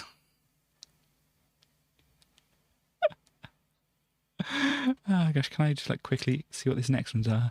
A friendly, winking, laughing smile. Oh dear. turkey. I suppose that's a turkey. Hat salesman. Oh dear. Yep. Ignoring that. Probably going to ignore some of that stuff as well. Nose thumbing. How is that nose thumbing? I mean, it's like that, isn't it? But I guess I can kind of see it. It's more like side on, I suppose. Anyway, you know what that means. Indeed. Ulysses, bring me Ulysses. Indeed. You thumb your nose at me, madam. Indeed. Devilish chef with glasses and moustache. What is Mega Smiley? A drunk devilish chef with a toupee and an updraft, a moustache and a double chin. People are getting like way overboard with things here. There's a good one. See no evil, hears no evil. I don't know how that's hears no evil. And speaks no evil. It's more like smells no evil.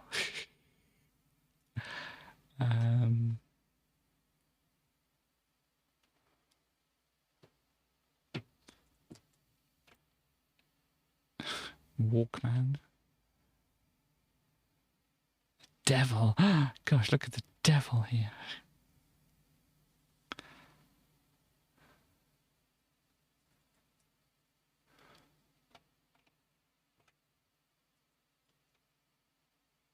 I'm trying to skip through a few of these just so we can actually get to the end. Yeah, I think this is the end now. So yeah, because I remember these being at the end here. We got a couple of snakes here. They're pretty good snakes. And needs to fix frayed cord. And a camel. Oh, I suppose, yeah, I can see the camel there. But good snakes. So there we go. That's the smiley stuff there. So you can either get a random smiley, or you can just look through the whole list of them if you wish to do so.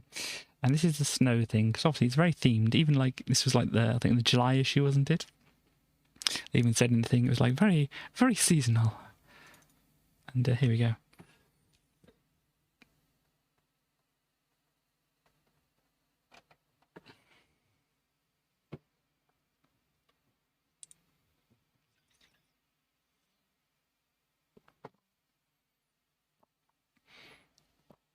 I think that's it for the cover discs, actually. Let me just unplug this. How would you like the little snowy scene here? Oh gosh, I'm tangled around things slightly. Hang on.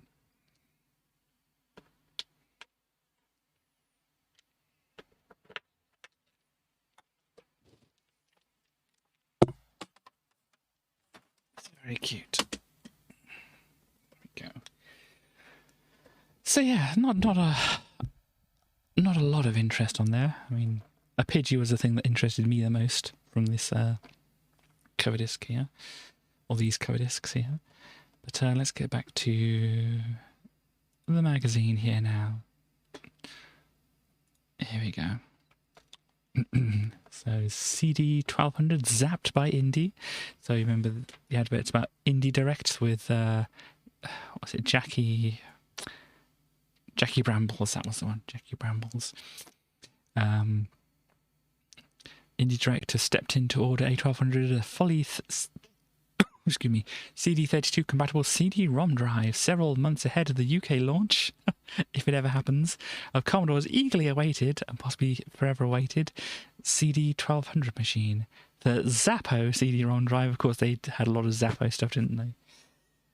I still remember the Zap Sack. There's high level of compatibility with existing CD32 and CDTV software. So there you go. Look, a printer. Fantastic. And a show, future entertainment show. Gosh. Just seeing like pictures of crowds like this get people a little bit anxious. Gosh.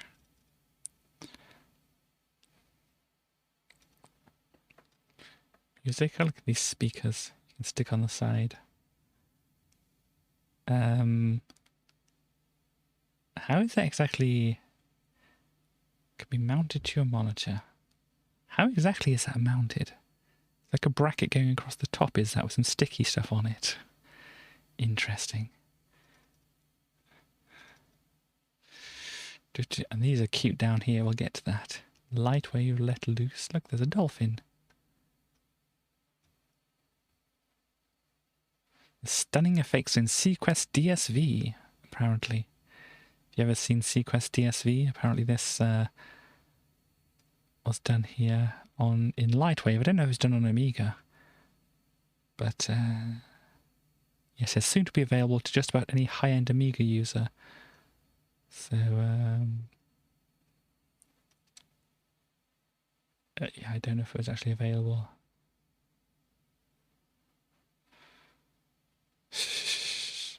Ah, yes, there's somebody over here talking about a portable Amiga.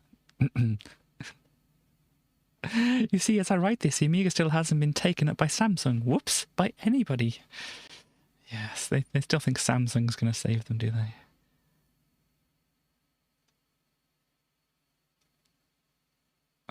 Yeah. No, this is a person who's just saying everything. Everybody has bought the Amiga or Commodore and such. Look, you can be the editor or an editor.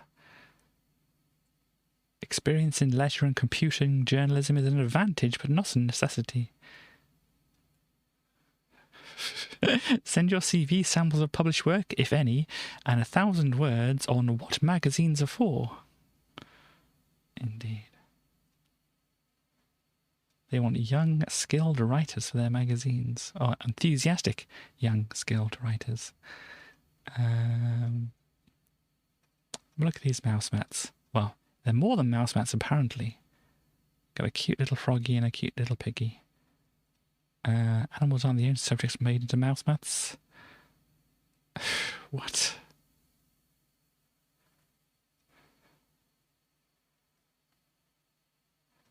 Okay, I was wondering what was going on there. Apparently they do a well-filled bra version of these and an oiled mail chest. Yeah. But Gordon Harwood's distributor for the Blizzard range of A1200 accelerators and RAM expansions. So there you go.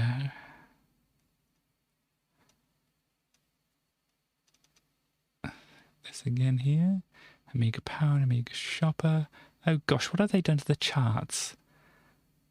Is it just me, or does this look fairly unreadable? There's something about this which is just not pleasant. It all seems very cramped. I don't like it. Moving on. Oh, there's a Scooby-Doo up here, apparently. It's way too cramped, yeah. Oh, yes, got some burps for some reason. Don't know why.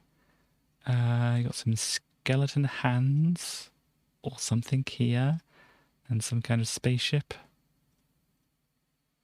One of the best things the Amiga can do is create stunning sequences like this one produced using Lightwave. Indeed, I don't know quite what's going on in the sequence, but it certainly is there. What else do we have here? What are they talking about? So Disney's domination waned after a strike in 1941, and many animators struck out with new companies. Noted animated directors such as Tex Avery, Chuck Jones, and Friz Freleng developed new characters, including Bugs Bunny, Roadrunner, and Daffy Duck. Okay. talking about what, got rhubarb and custard here, and the snowman and the wrong trousers. British animation has always been innovative, of course. Ah, dear. But what about computer animation? They're making like a list of these are animated things. This is how to move things. And this looks slightly disturbing. But this is onion skinning, which you may know if you've used an animation software before. And this is rotoscoping to make people move. And this is the usual, this is a walk cycle thing over there. And there's Scooby once again getting some Scooby snacks over here. And some morphing software going on here. Good for them, huh? Good for them. This is their transition timeline going on.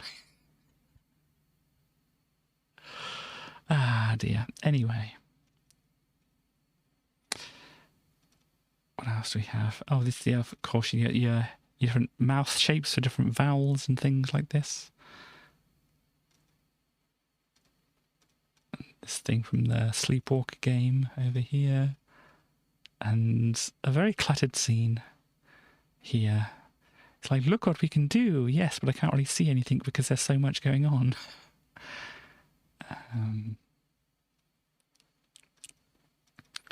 What do we have here? Useful hardware. Yeah. Oh, we had something like this, actually. I think this is what we had for getting stuff from the VCR to the Amiga. So I remember it had this little sticky thing over here because it didn't actually connect using that for some reason. Yeah, it had the buttons popping out the top. Yeah, we had this. Or my dad bought it. Oh gosh, did he really spend that much on it? My word. It says VIDI RGB. Yeah, is this one of those things? My dad used to buy things and I was like, I don't know what to do with this. Here, you, my children, you play this. And so I did use this a little bit for grabbing some video things and putting them into D-Paint. And so I used the, what do you call it? The sound sampler more often. And I haven't seen a version of the sound sampler, but that is very, very recognisable as what we had there.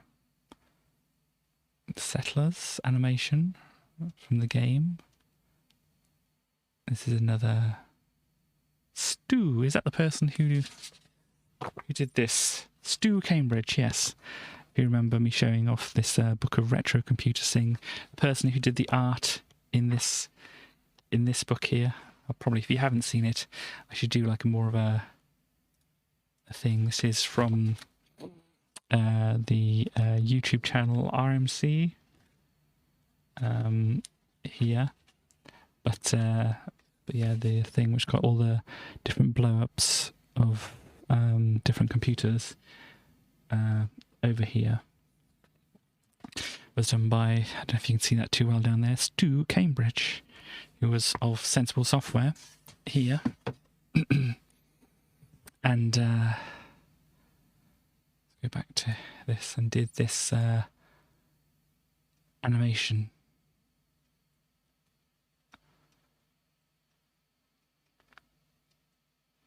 There we go.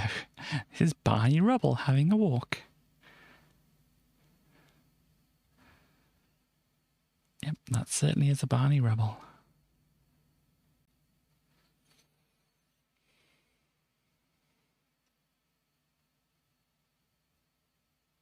So I'm trying to look through some of the text to see if there's anything. And just like, this is, they're basically asking people from different places, what's your favourite animation stuff? It's not, you know, super interesting. Like useful utilities. These are just like imagine users using various textures. Look at these early 3D texture things. wonder if any of these were used in any games that you might know. Because I think it's been, researched and found out that something like Super Mario 64 used basically some textures that were available on a basically a texture CD, and such like that. But what else do we have? This is it's from Theme Park, isn't it? And yeah, down here we've got a Kev Bulmer and DCD have been busy breathing life into rendering skeletons for King Arthur. It looks like some kind of sword blade, but I can't quite figure out how they're holding it. Are they holding the sword in both hands or something? Can't quite make out what's going on there. And of course, Eric Schwartz gets a little highlight here. Eric's foxy lady struts her stuff, indeed, and is saying like putting weight on their leg and stuff like that. Just so you can get an idea of how to, or what to look out for when you're trying to figure out how to animate certain things. What else do we have? Yeah, Syndicate again. Oh gosh. SimCity 2000. Look at all this complicated stuff going on here.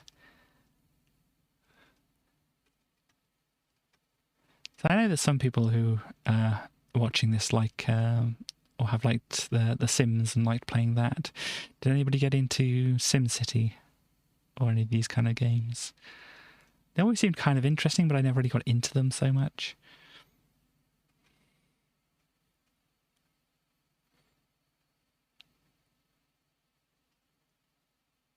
Anything happening of any interest here? Some interesting like graphics going on.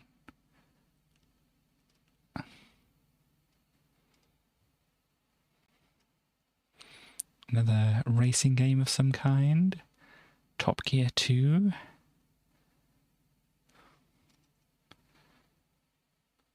You played a lot of games if you never actually played the original. Cool. Yeah, it's just like the thing is like, oh, this seems interesting, like put a few things down and then just like move on to something else. What's this? Kid Vicious. May not be as cute as Sonic. I mean, it's not even a Sonic-like game from the look of it. He's just as tough, athletic and resourceful as anything those console chappies can throw at you. So it's got a wealth of sub-games. This is what we're seeing here. There we go.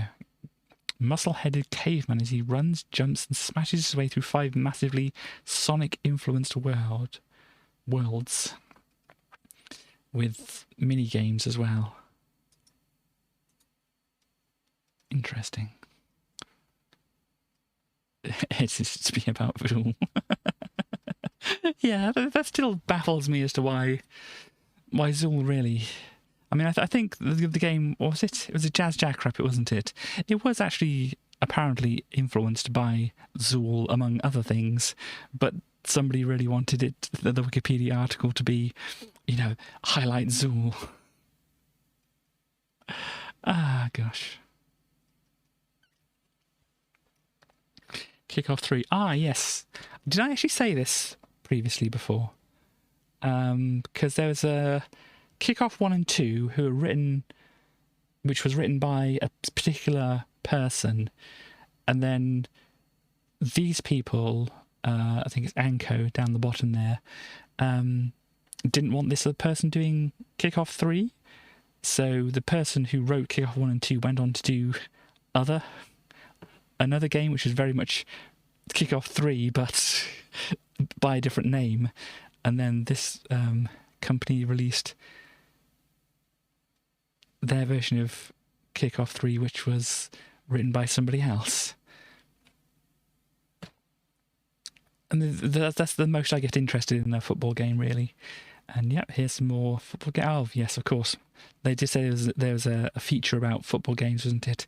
Where they're rating them all. Gosh, that would have been a time, wouldn't it? Was it Gremlin who did it? Yeah. Let me just see something here. Zool should have had a kart racer as well. Just wanted to check up on something here which I'm not showing on stream. So it's by Gremlin, and they did anything that was bigger than Zool. Oh, Deflector. I like Deflector, but that wasn't bigger than Zool. Switchblade 2, cool. I don't know if they were bigger than Zool, but I think I said before, didn't I, that Zool started off as Switchblade 3. Venus. Well, apparently they did some Hero Quest stuff as well. But I don't know if that was big or not.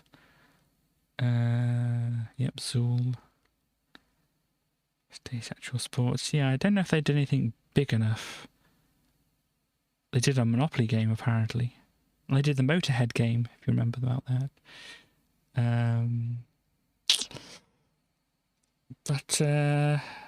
But yeah, I don't think they did anything really big so much.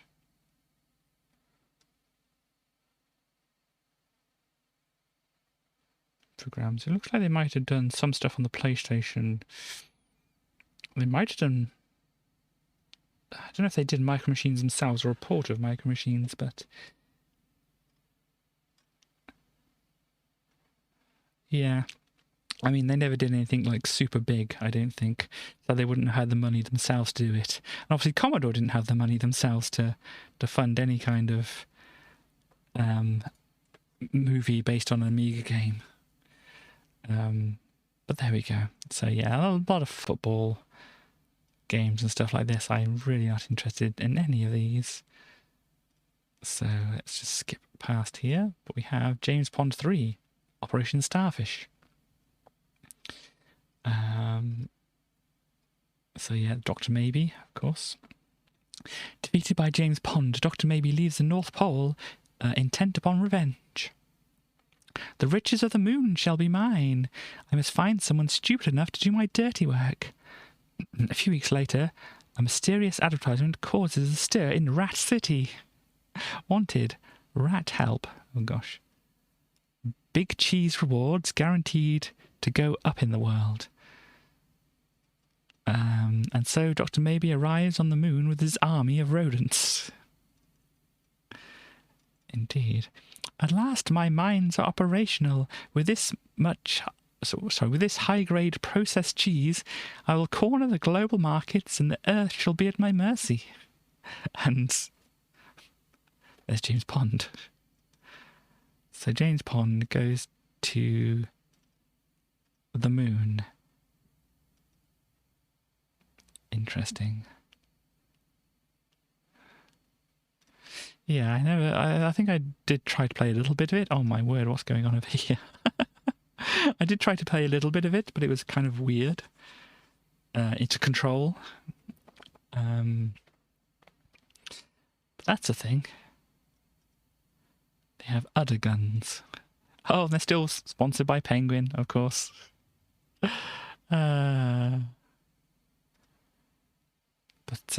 Yeah, there we go.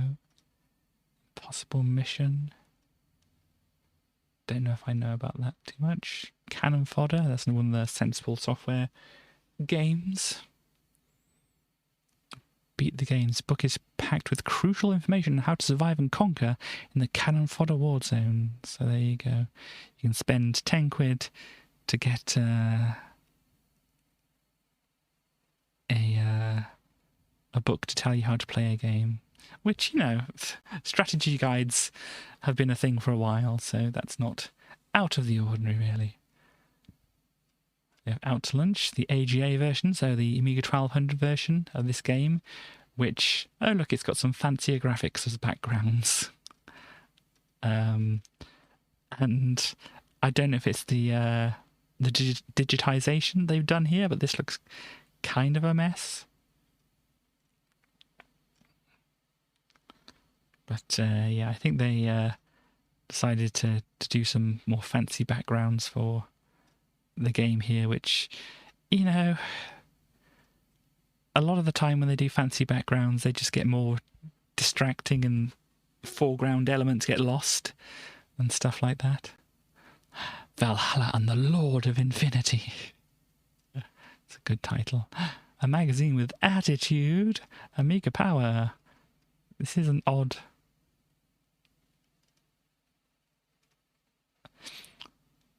Does anybody know what they were going for with this art? Does anybody understand?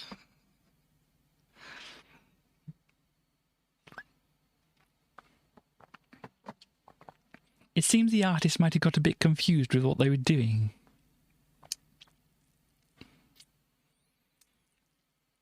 This picture over here as well. It's exactly the same thing, apart from this, it's got some black lines over it, so you could see that these things are a little better, but this doesn't have the black line over it. Gosh.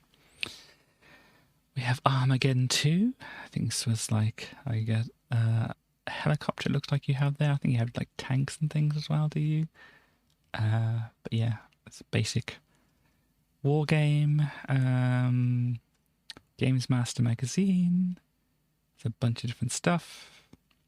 Super Street Fighter 2. They have 12 Super Street Fighter 2 postcards. Wow. Plus, win our Super Street Fighter 2 cart. Play it before your mates. Ah, dear. What do we have? Oh, the Incredible Crash Test Dummies. Or the Incredible Crash Dummies, as it's actually called. Does anybody remember the toys? I remember, I think my younger brother had the car, which you could smash into things and it would look like it broke itself, and then you'd obviously reset it to look like a normal car, and you'd drive around and you'd crash it into like the side of your bed or something like that, and it'd like crunch up like it had crashed, and the seat would like go forward. It didn't have them, but you know of them.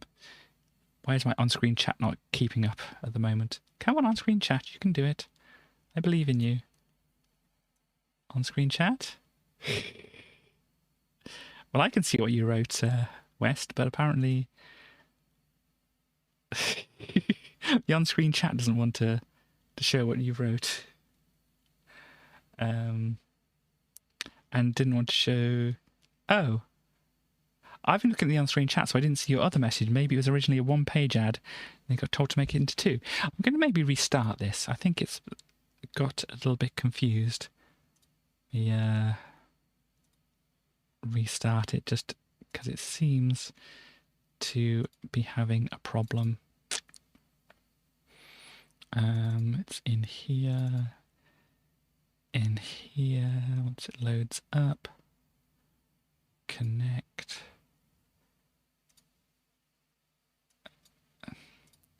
And you should be able to see it now. You just do a test. Can we see it? Why is my on-screen chat not working? No, it is working. There it is. Test.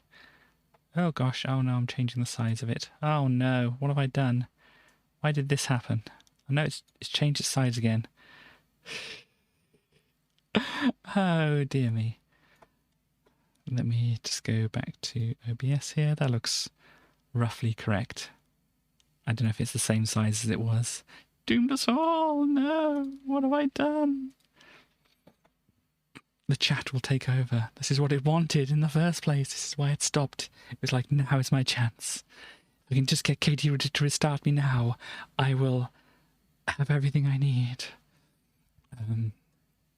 But yeah, so you know of them. So yeah, the little actual figures themselves, if you like pushed a button in the middle of them, I think it was, their like head and their arms and their legs would just fall off and stuff. So you'd stick the little figures in the seats of this car, and you'd go slam it into the side of like your bed or into the wall or into the radiator or something like that.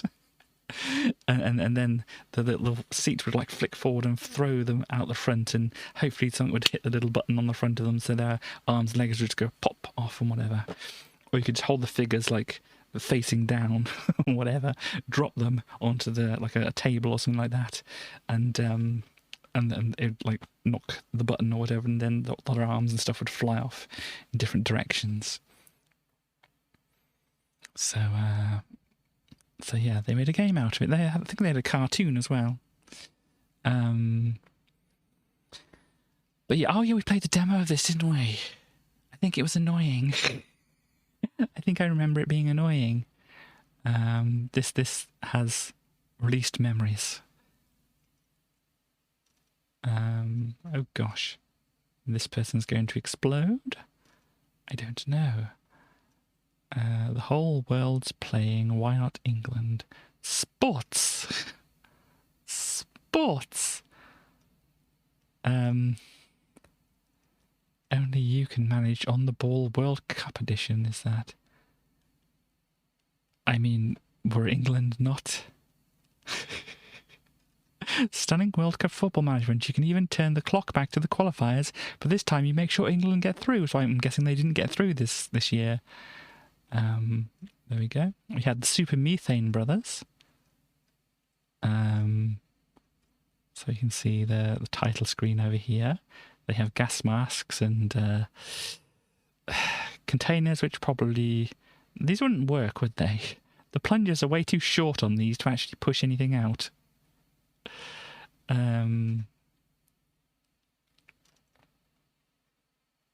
Lovely designs. They're pretty cool. They kind of look like lemmings in a way.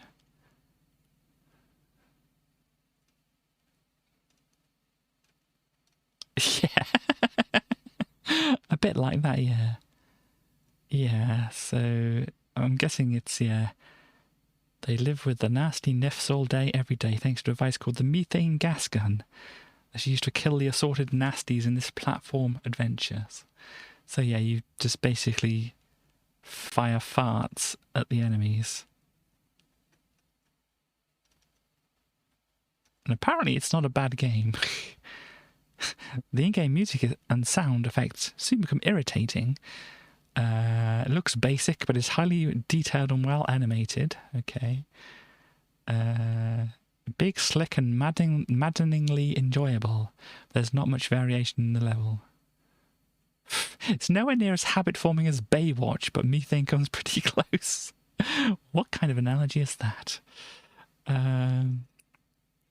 We could write about how you can make music with your computer till we're blue in the face, but here's a better idea. Yeah, I haven't found, or when I searched last, I couldn't find any online issues of future music, whatever, but I might have to try and look again, that kind of thing. Oh gosh, 65% for a pinball game here with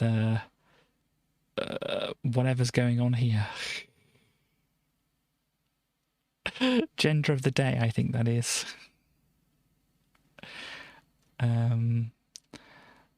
let's look. Oh gosh. That's a pinball table. I don't think I'd want to play this one. This is kind of like just a little weird for me. And what even is going on? X2X. This is all a mess, really, isn't it? There are 60 levels on the Wasteland table. Unfortunately, they are very similar.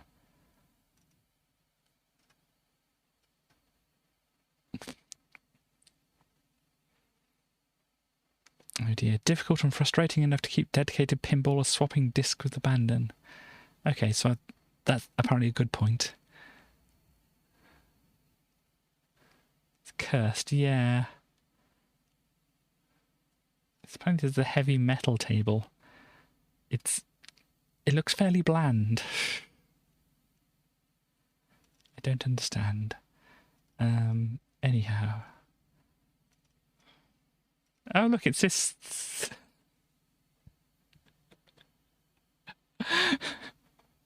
Even the official advert for this is rough and awkward. Hello, Destroyer. Nice to see you. Ah. So, oh, Starly. Here's one for you. A backgammon game. If you fancy something a bit unusual, you could try playing domino backgammon.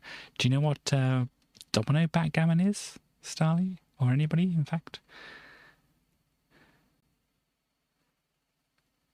But yeah, apparently this is not just a simple backgammon game. Unfortunately, I can't read too much of this. None of that silly backgammon here. We've only got the serious backgammon. And this Clockwiser. This is a fun game, and dare I say it, I want to play this someday on stream. Because it's a fun little puzzle game. Is this actually on my list here? Let me just check.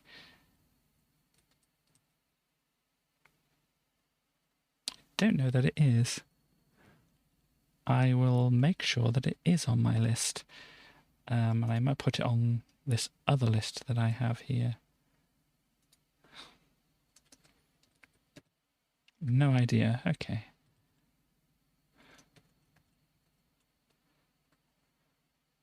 Of course. I was wondering if you'd missed it, but no. West is ever on this ball to add pennies to the jar. You know, maybe this is going to go quicker than I thought. You're playing the standard game at the weekend. Ah, yes, you went to see a friend. If it's the friend I think of, then yes, I imagine you were playing backgammon with them.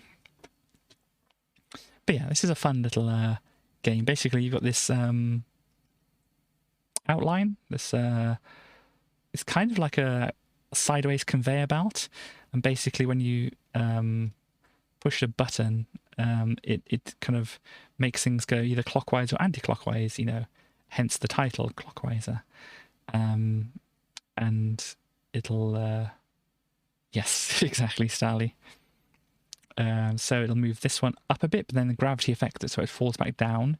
But it'll move this one across and this one down and stuff like that. It's very interesting. I think you have to get this side of the screen to look like this side of the screen. And you'll wonder, how do you do this? But I think once you lift these up and drop them down, they actually... oh, this one won't actually lift up and drop down, will it? Because this will lift up and this one will push underneath it. It's much easier to understand when it's in motion and stuff like this. But yeah, I think if you lift them up and there's nothing beneath them after you've rotated things, they'll just drop back down and then they'll multiply and copy over other blocks and stuff like that. So you've got to do that. It's very interesting. And this has, I think these are bombs or something like that. Then you've got to drop them down and blow things up, obviously. These things, yeah, they're in the same place, aren't they? Yeah, the aim of this level is to set all the bombs off in a chain reaction, destroying everything on the screen. So yeah, you've got your anti-clockwise and clockwise motions here, which you can set up to move these things around. So yeah, it's a neat little game. Definitely one I want to have a go at. CD32 games. Wow, there are CD32 games available, everybody. Wow. I forgot that the CD32 could run games. Look, there's no... Oh, I suppose they've had their CD32 magazine. So yeah. But there's a chess game. Battle chess here. So I'm guessing this is like a normal chess, but with some animations and stuff like this. But there... Oh, yeah, the knights. That is a knight. They look like they're riding a horse of some kind. No? Can't quite tell, actually. I think they might be, but it's difficult to tell. These are your bishops over here, I think. Yeah.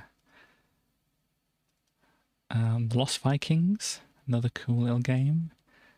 I think I said it before, but if you know Trine, it's kind of, in a way, similar to that. But I think in Trine, the character changes to different people.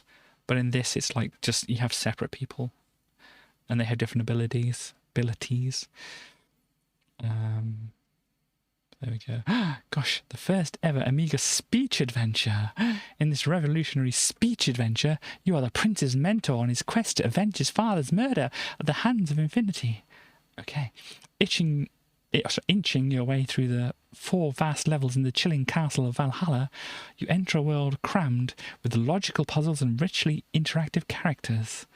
The cinematic graphics are dazzling, spine-tingling soundtrack mesmerizing in this magical world of words, which redefines the adventure game and leaves you speechless.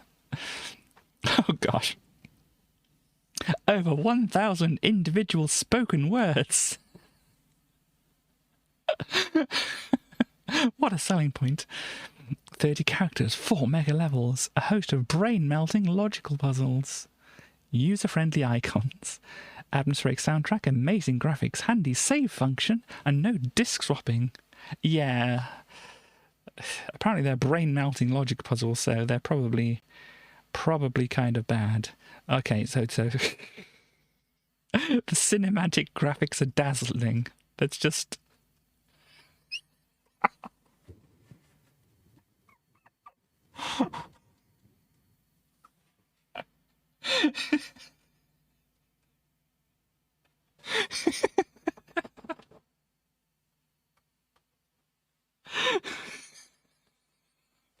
I'm dazzled.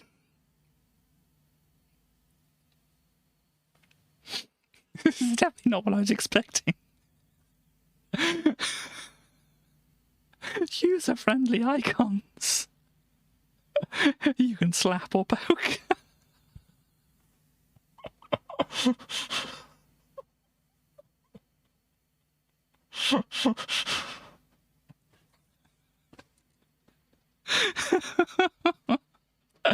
Oh, okay. Oh, my face.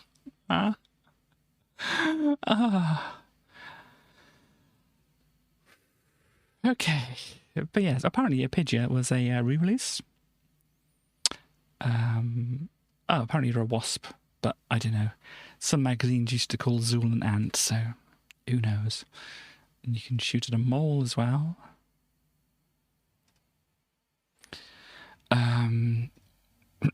Some golf and some body blows, which I won't say it. What else have we got here? What are these? Oh, Dune. Interesting. Worlds of Legend. Yeah, I think we played a bit of that, didn't we? I don't think I was very good at it. Indiana Jones and the Last Crusade. So there we go. This is the library. King's Quest 3. Leisure Suit Larry. So you got more of the Akira, the original Japanese version. Music for the 21st century. Special offer. Get the Akira original Japanese version CD. Okay. Send a check. May payable to blackmail. Or send your credit card details. I don't know if I want to send anything to blackmail. I think I've said that before. The soundtrack does slap. Okay. As I said, I've seen tiny snippets of Akira, especially the possibly one famous scene where one of the characters is growing a little bit, but never actually sat down to watch it. What's this? Gunhead. Man's last defense in the Great Robot War. Oh gosh, it's 2038. Computer domination is a reality. I think some people will be into that. Oh dear. 15. Oh, it's a movie, is it? Okay. Live action blast 'em up manga set in the mechanical techno hell of a dissident supercomputer. Okay. Enough firepower to stir fry Godzilla. I like the way they word this. I mean, this is not what they're trying to say here, but it's available at Virgin, HMV, WA Smith, Our Price, John Menzies, Game Limited, Woolworth, Tower Records, Forbidden Planet, BTs of London, Virtual Reality, and all good video and comic shops. I doubt they mean it like those ones and the good ones. But yeah, apparently this is, I'm guessing, inside the mech. Looks neat. And is that somebody being impaled, or I don't know. Interesting. Some cheats for some games here. Yeah, Beneath the Steel Sky, Lemmings. Oh, look, Zool. You've always got to look at Zool. The world's coolest ninja. Really? Zool? The world's coolest ninja? Chaos, what do you have to say about this? Is Zool cooler than you? Slips into music wheel for a quick tinkle on the iris, indeed.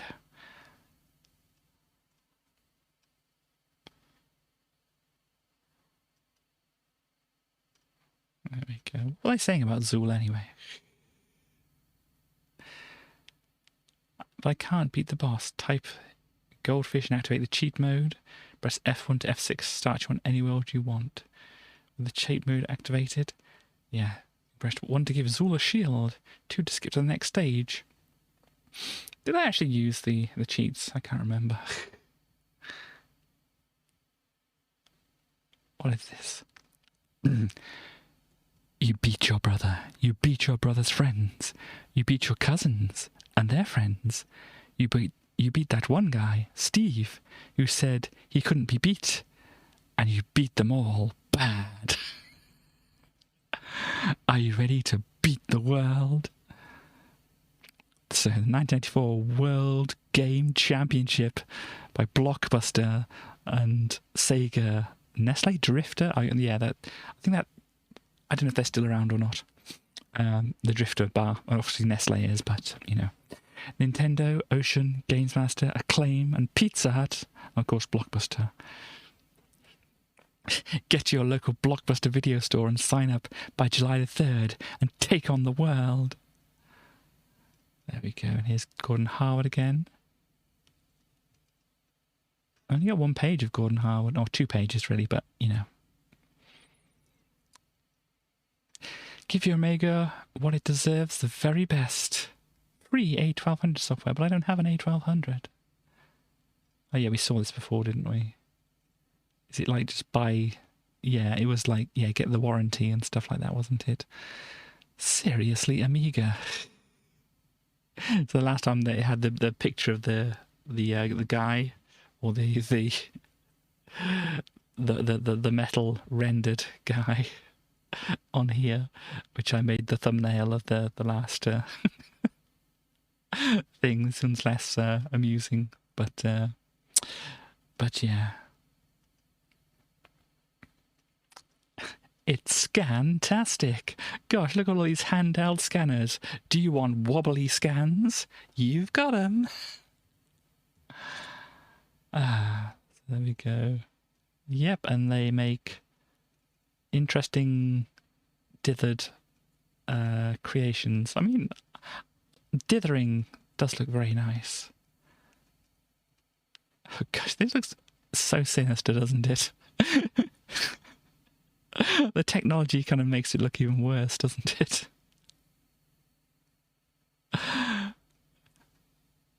There we go. That's an image to haunt your dreams. That one maybe as well, but that one's definitely a sinister look. And wow, so this is what they're actually trying to scan here.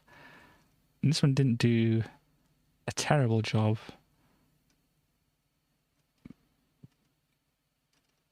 There. This one can even do colour. This was the last scene, photo of whatever this character is. It's one of the dwarves, isn't it? But I can't think of what. Is it? I'm not even going to say. I'm going to get it wrong.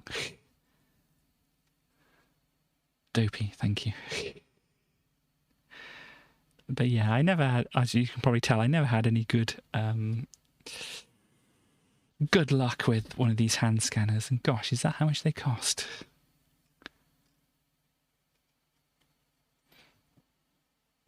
Yeah, because we had one of these. But geez. I mean, they probably would have been double this price. Converted to like nowadays money, it's like double the amount. That is something. Yeah, I think we've seen all that over there before. Unrepeatable. Didn't they have the unrepeatable bargain in a previous... Okay. Never mind. Let's carry on. Zapper. Oh, is this indie, is it? Oh yeah, Indie Direct.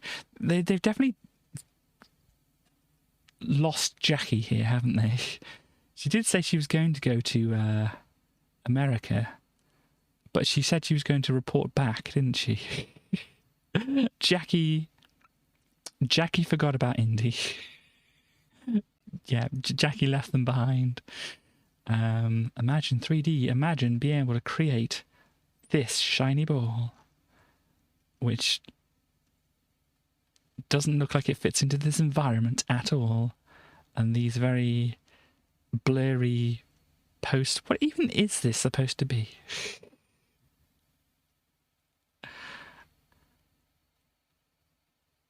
I can't make heads or tails of this, really. It just looks like some random 3D shapes thrown into a scene. And this is how you can make a hand. Oh, by putting bones in them. Wow. So organic shapes can be animated in smooth, realistic ways.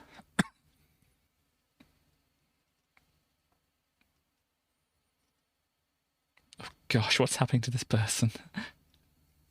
This doesn't look good, does it? New procedural textures. This doesn't look good. Oh gosh, what happened to the Cookie Monster? No. What did they do to you? Yep, somebody holding a ball. What is 3D rendering? I think you should have got to that first if you felt you needed to explain it. The world's first totally user-configurable directory utility. Apparently you can make your directories look like a clown. Of sorts. Okay. Do you want it to look like this mess, or this mess, or this mess? Ah, gosh, you know what I would have done. This is kind of hinting at what I would have done. But anyway, a computer world, which is sideways. Video creator. Wow. Look, it's Kylie Minogue, everybody. Ah, gosh. What? Freak out weirdo stuff. This is just a sample of some of the jolly psychedelic effects. Indeed. Yep, this is your video creator. Choose your CD track and go into the video editor. What? Choose add effect.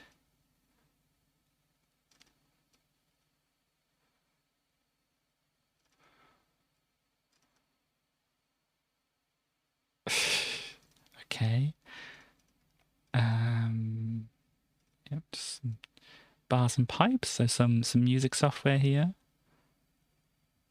So this is a Amiga MIDI thing. Unlike the, I think I've mentioned it before, but unlike the Atari, the Atari ST, the Amiga didn't come with a MIDI port on it. So you'd have to have like an actual MIDI adapter thing to do so. But yeah, this is the non-pleasant way of looking at notes being played. It's like, this is the time that the note was played. This is whether it was like a note on or a note off, so whether you push the key or let off the key. This is which note it was, and this is probably velocity down the side here. So yeah, it's not a great way to look at all this. There's probably a better thing. Oh look, you can like play chords and things. Interesting. Except that says flute, doesn't it? They're playing the flute on a guitar. It's okay. Oh, there's a mixer. Oh no. I would hate using this. This is nasty. You've got your mute and solo buttons up here, and your faders. This is not good. I mean, they were working with what they had, but it's not good. Logical. They have the, of course. Gosh, what is this? Accessory enables you to remove duplicated notes and merge sequences. It's an interesting way to go about it, but cool. Okay, so you've got a treble clef and some things going on here. This looks a little hard to work with, actually. Oh dear. Powerful. Okay, come back over here. Powerful, but the odd frustrating section. Complex window system and price make it the pros program. Is it for pros, or is it for people who can put up with it? Sometimes they're the same people, but you know. Oh gosh, 300 quid. Yeah, I mean, music software is not cheap, but yeah. Amiga Shopper.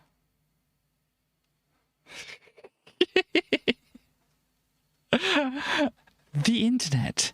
It's big, it's confusing, and the users talk about cows, sex, and Amigas a lot. Discover all you need to know about the world's biggest computer network in our 6-page feature.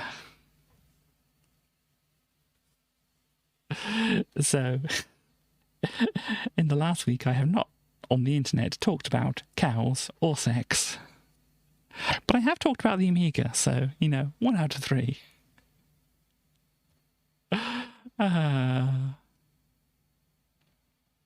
V-fast modems, what will they do for your phone bill?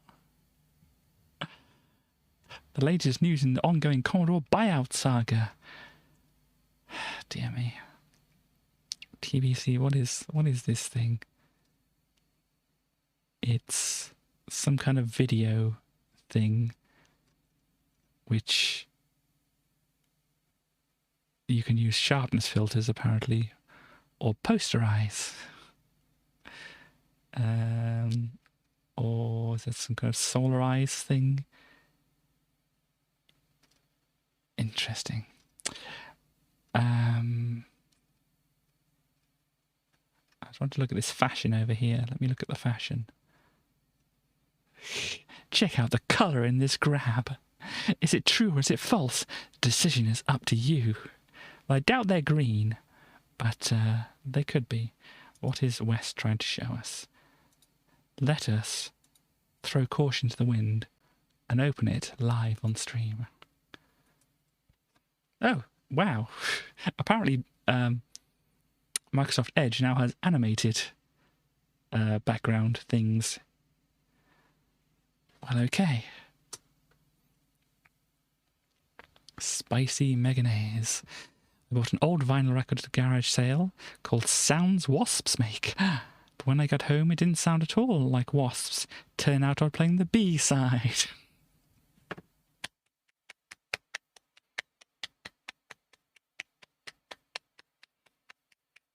Very good. See more about #wasps. Thank you, West. I have a feeling this was like Starly fashion when she was younger. Confirm, deny?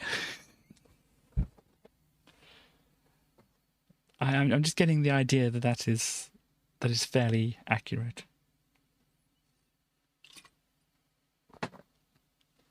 I thought so.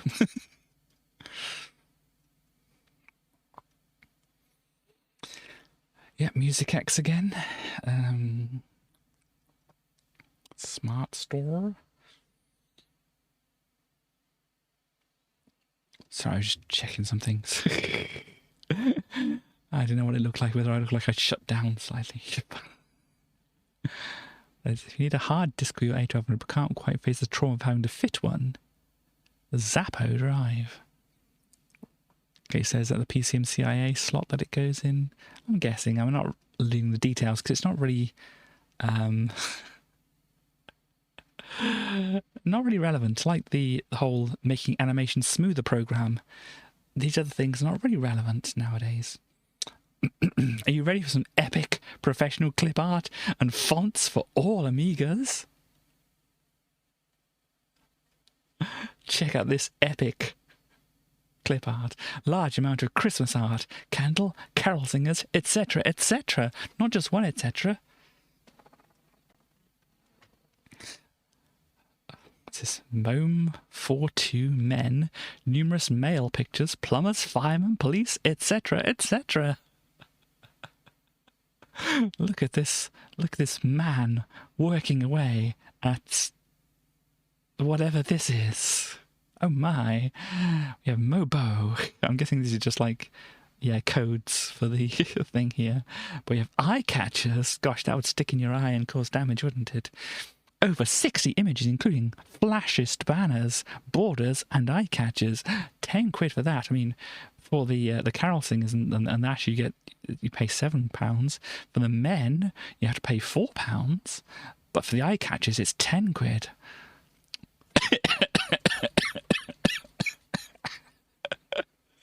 That is the chillest skeleton. Spooky.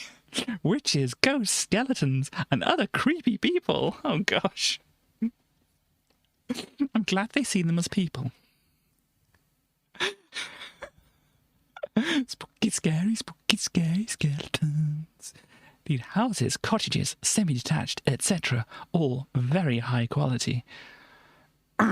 Okay. That was only the first row of these epic clip arts. Weddings. Large amount of wedding art includes brides and grooms and cakes, etc. Here we get wedding invitations or something like that. Women. My word, we have the men. We also have the women. Can you... Commentary could be made. High quality ladies.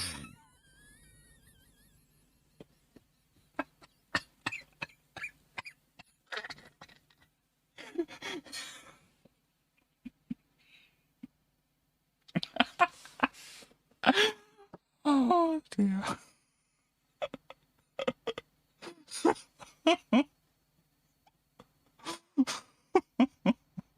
Let me calm down.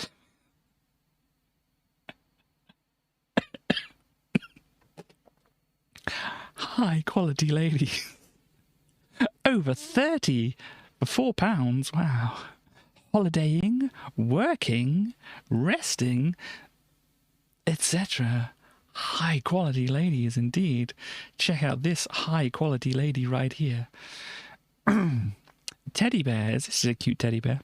Large collection of teddy bears. Teddies pointing, running, sitting, etc. For when you need that teddy bear pointing image.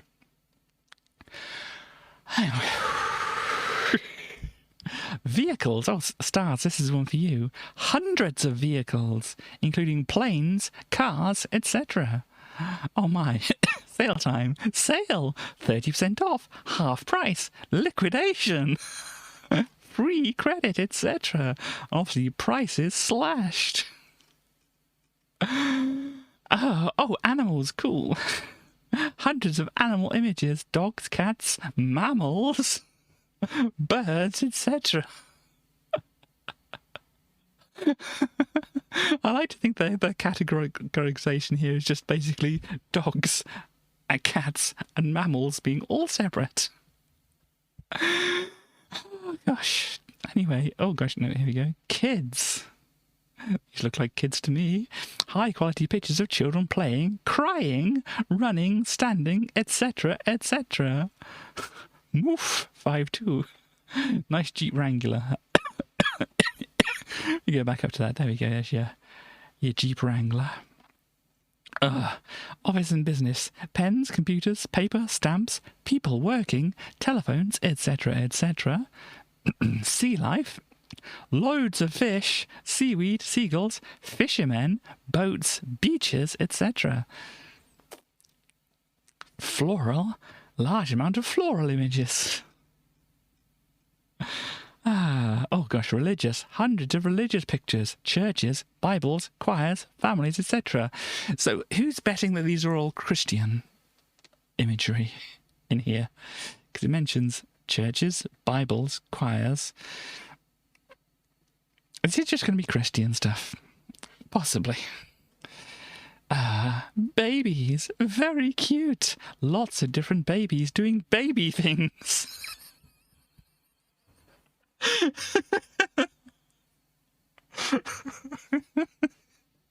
Just those baby things.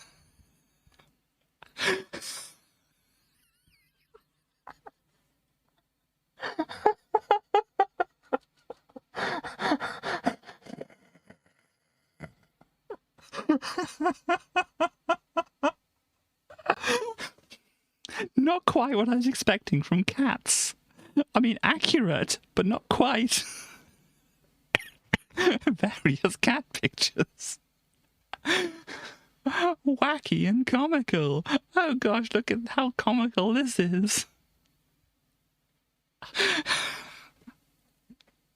Numerous comical images, cartoon clips, funny cat and dog pics. Decorative. Lovely.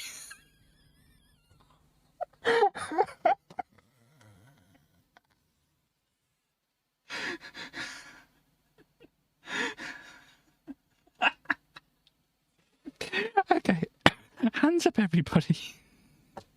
Who thought the funniest page in this magazine was going to be about clip art? Oh gosh. Lovely. Oh gosh.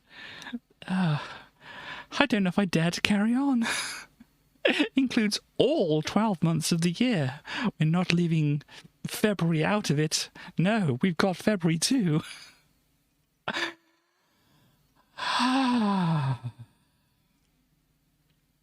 Sports and Olympics, various sporting events, etc. Hockey, boxing, running, cycling. Very action pose. They don't seem to cut these out very well, though, do they? To put onto this page. They are doing a new though. Food and drink. Hundreds of food and drink pictures, including wines, meals, desserts. These are mostly desserts here, and very badly edited, but still. Dogs. High quality dog images includes bulldog, hounds, etc. It's more interesting what's happening in the background here. This dog's just like standing around. And somebody's drawing a picture of a dog, and then there's a bull running away in the background from these people. School. Schools, books, kids, studying, friends, playing, etc. Moan. Animals. There's indeed an animal.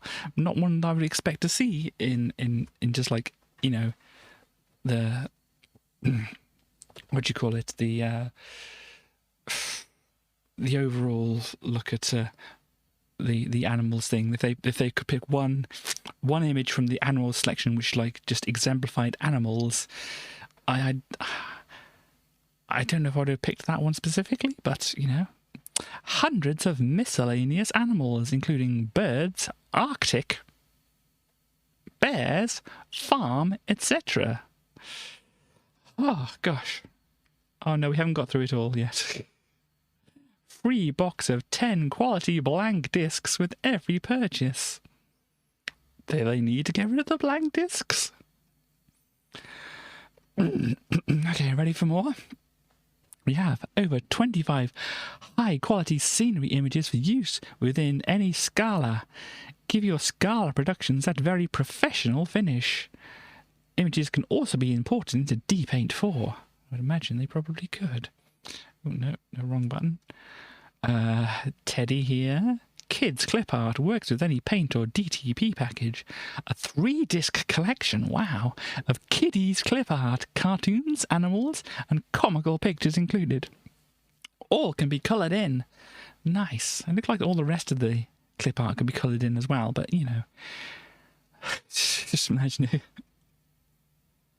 a kid doing colouring in of this. Oh, I want to see the colouring in of the skeleton. The very fancy, probably gay skeleton. Ah, gosh. Page Setter, only compatible with Page Setter. Over 60 high-quality images for use with Page Setter 2 or 3. Subjects include cars, animals, computers, etc. And that looks like an awkward way to hold a phone. I mean, I suppose.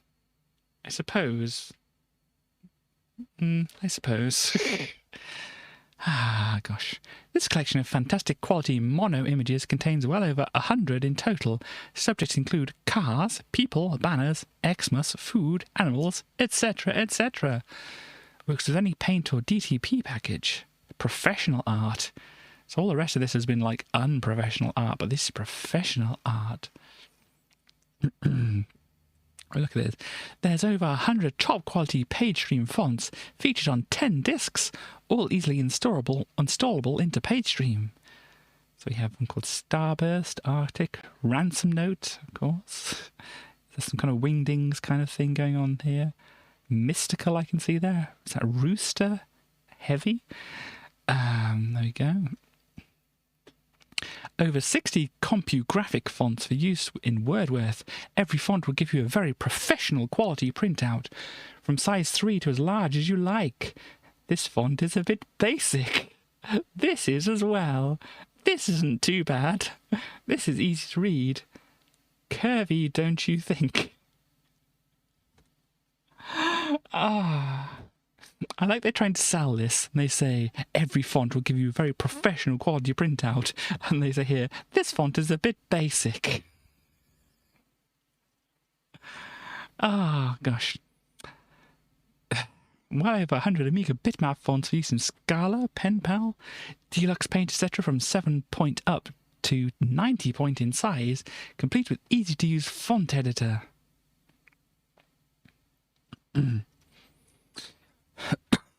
Colour clip fonts, you've got like letters. The most comprehensive set of professional colour fonts available, well over 200 in all. For use in any paint package, to a comprehensive set of 200. Amazing.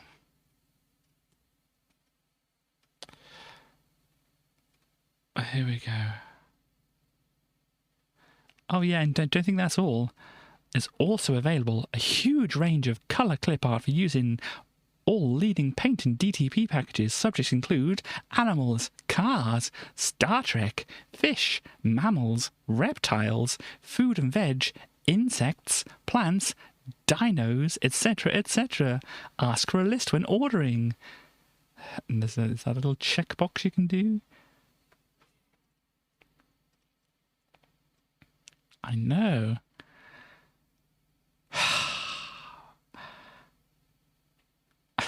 Say add £4 to get same day guaranteed dispatch.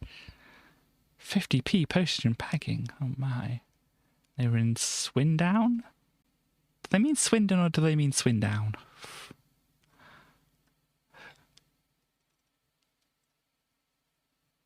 It's in Wiltshire, so I don't know. Anyway. This bit in the middle just confuses me. Free box of 10 quality blank discs every purchase. Over £25, but it's like, we just have a bunch of discs lying around. Ah, gosh.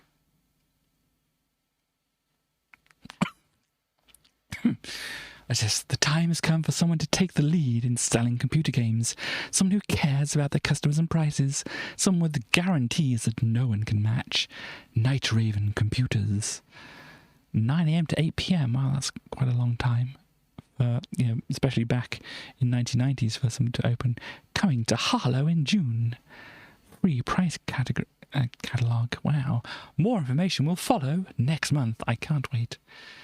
These have a bunch of discs available, but they're not free. I mean, these have 10 quality blank discs here. Okay, the minimum that these do is 15 quid here, but yeah. What do we have? PD stuff. Let's have a look at some PD stuff over here.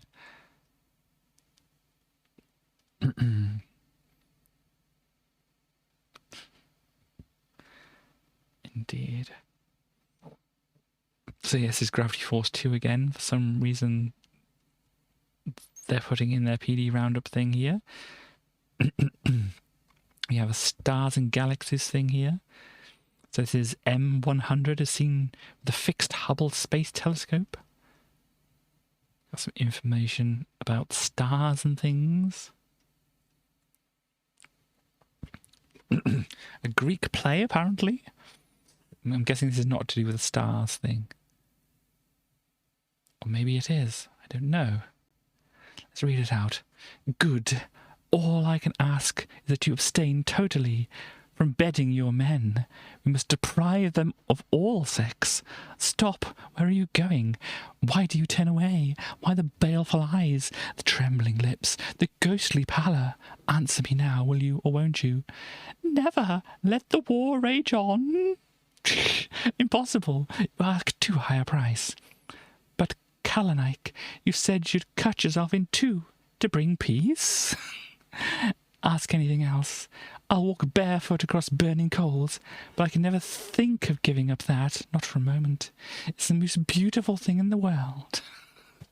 I have no idea what's going on there. But apparently it's a Greek play. What else do we have over here? Moon Buggy is this, or Overlander? Oh, it's Overlander. It's based on a game called Moon Buggy. There we go. And Movie Guide, 1994. Clockwork Orange. Oh, it has 2001 Space Odyssey. Bunch of other ones. The Shining down here as well. 10 More Lives to Remember.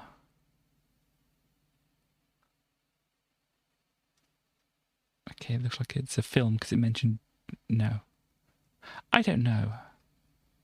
Oh, Paranormal Investigations is a disc mag which concentrates on subjects such as UFOs, reincarnation, the Loch Ness Monster, and why people use STs. Oh dear. Well, they could use Amigas, couldn't they? For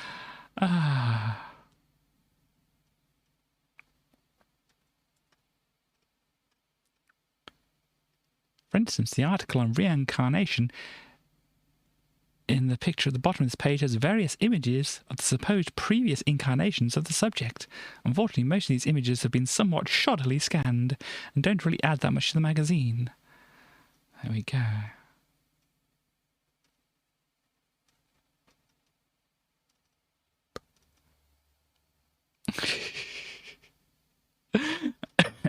It's been said before, but really, it's virus-free, we promise you.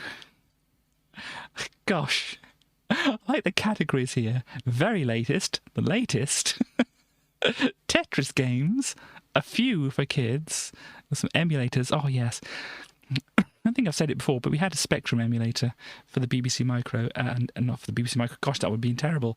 No, we had a Spectrum emulator for the Amiga, and it was painfully slow to actually do anything with it. But yeah, you got a BBC emulator, a BBC emulator, A64. Okay, I'm guessing that's the C64, but whatever. Run PCXT software on the Amiga. Atari ST emulator. There you go. PC DOS disk we use for any PC emulator. But yeah, their categories are interesting.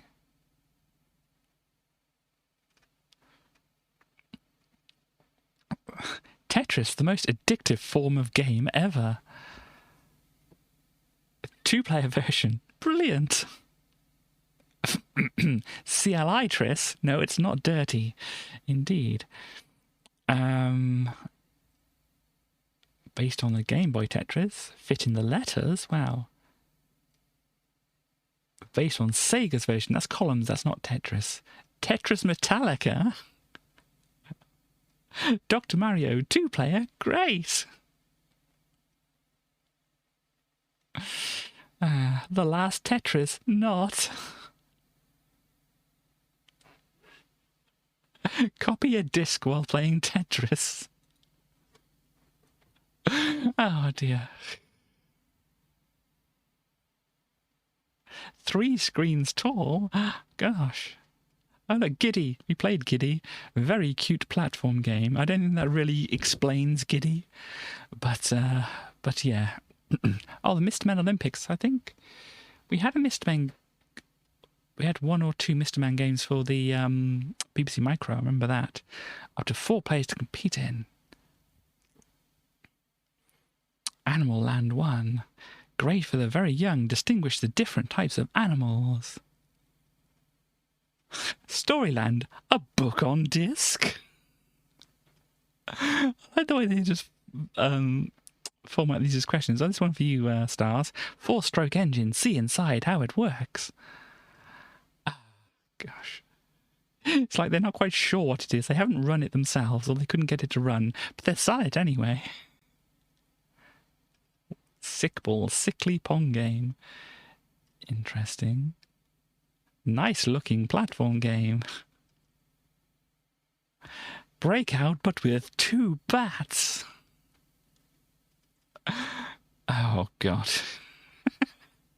Chronic, the Hodgehog. A poor man's Sonic the Hedgehog game. Sad.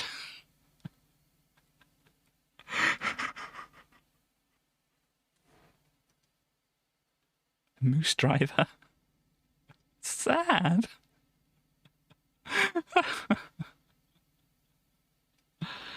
Hang on, Hot Blocks, a Tetris clone. That should be in the Tetris thing. Numtris, see above.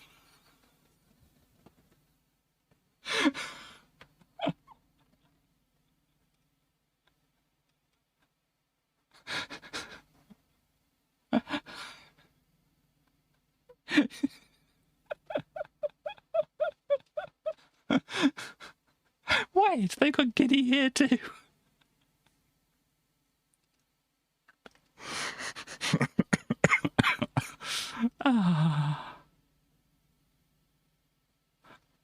Wow, big time sensuality. Bloody amazing AGA demo.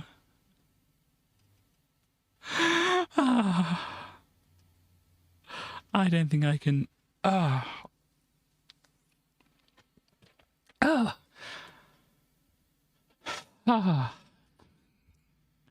get over it. So here goes Amy the squirrel. Somebody had a lot of dogs or something. I'm being charitable and thinking they had a lot of dogs where they scanned this magazine. A squirrel beating up an Amiga with a spanner. I think they're coming out of the screen. Sparky little minx has gone nuts.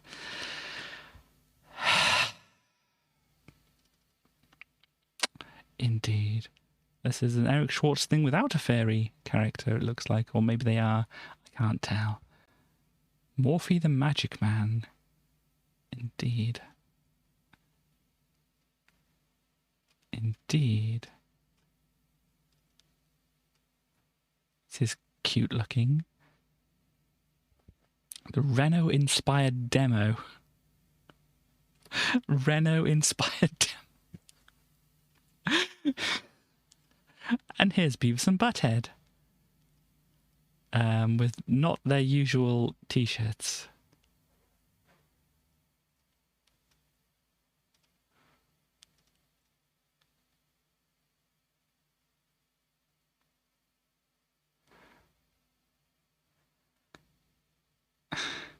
So I'm trying to read what's going on here. The picture flickers tremendously, deliberately toward the end of the first section, and an epilepsy warning would have been more instructive. However, the twist comes at the break when suddenly Beavis and Butthead appear and engage in their usual inane, amusing banter, and best of all exclaim that this demo sucks. Ah ha ha ha. Indeed.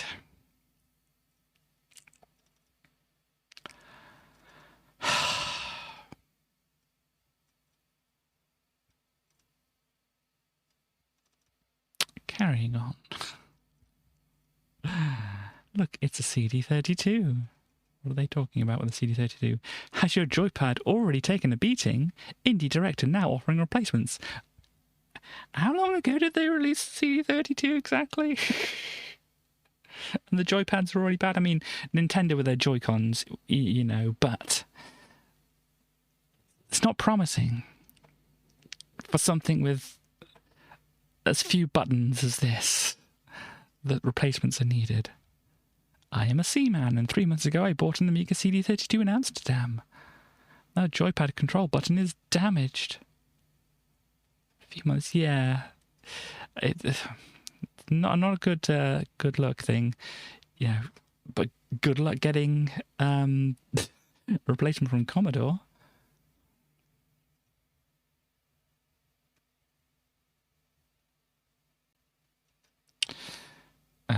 Imagine.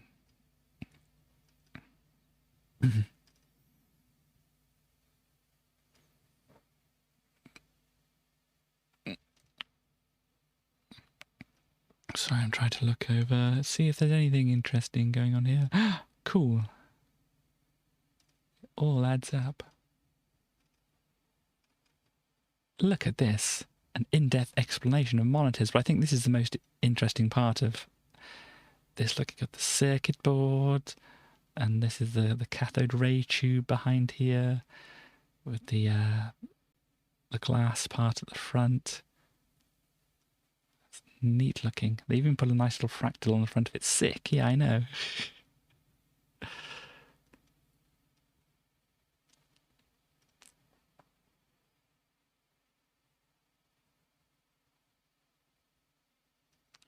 So yeah, it's just basic stuff about monitors, really, it looks like. Yep. Database program stuff there. Personal paint.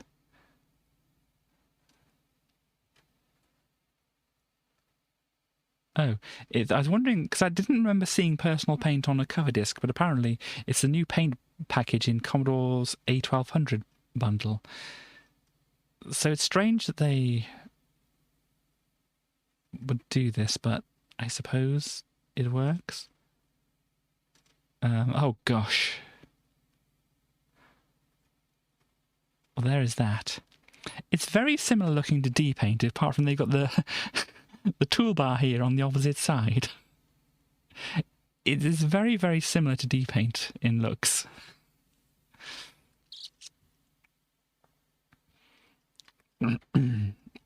Lighting effects, wow. It's your basic lighting setup. You can do all these different kinds of lightings. Pro Vector. That apparently was on a cover disc, but I think I remember looking at something like this. Yorkshire Water. It's a more fancy looking Yorkshire Water. Oh gosh. Yorkshire Water, it's wet and it tastes great. And look, they can even draw like words along splines. Neat.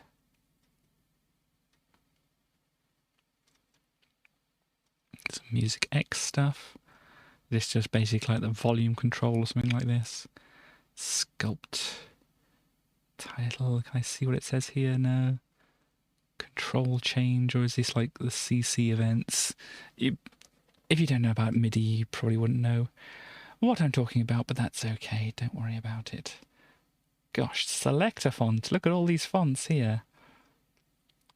We introduced the pick and mix concept to the Amiga, and now by demand, the return of the individual font selection service. You choose the fonts, we make up your discs.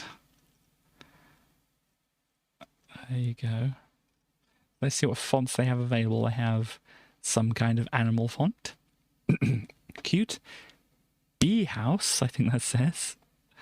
Oh gosh. Oh gosh. Hang on. if you're wondering what's going on the VOD, because it doesn't appear on the thing, bone crunching hours indeed. West has imposed a self-care break of drink water.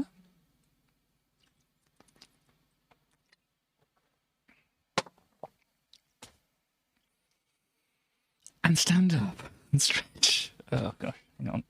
As I said, if you'd done this like an hour or so ago, it wouldn't be quite so bad. But you just want to see me suffer, don't you? Oh, gosh, hang on.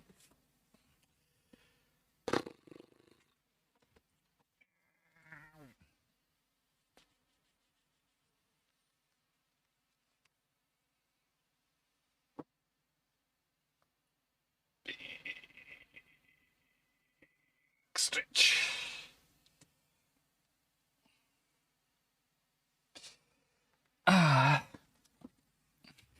That's okay. That makes two of us. And honestly, I don't think we're alone in the people who watch either, but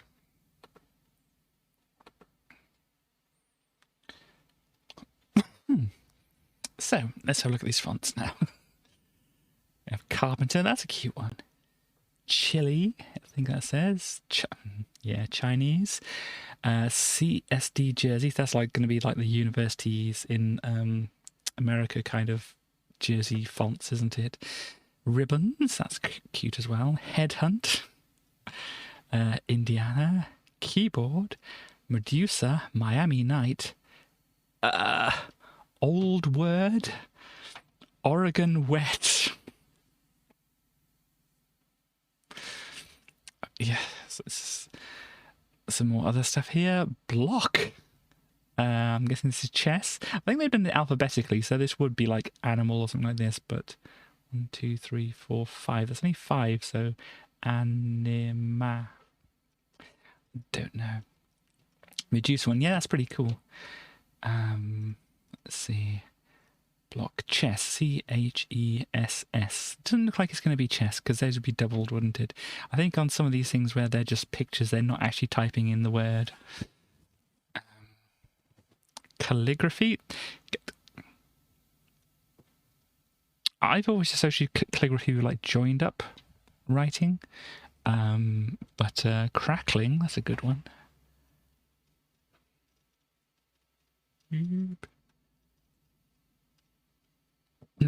Postscript. That's a good pun there. What would the name of this one be if it's got between P and Q? There's no letter between P and Q, so OPQ. Yeah, there's no letter between P and Q, so it's either P or a Q.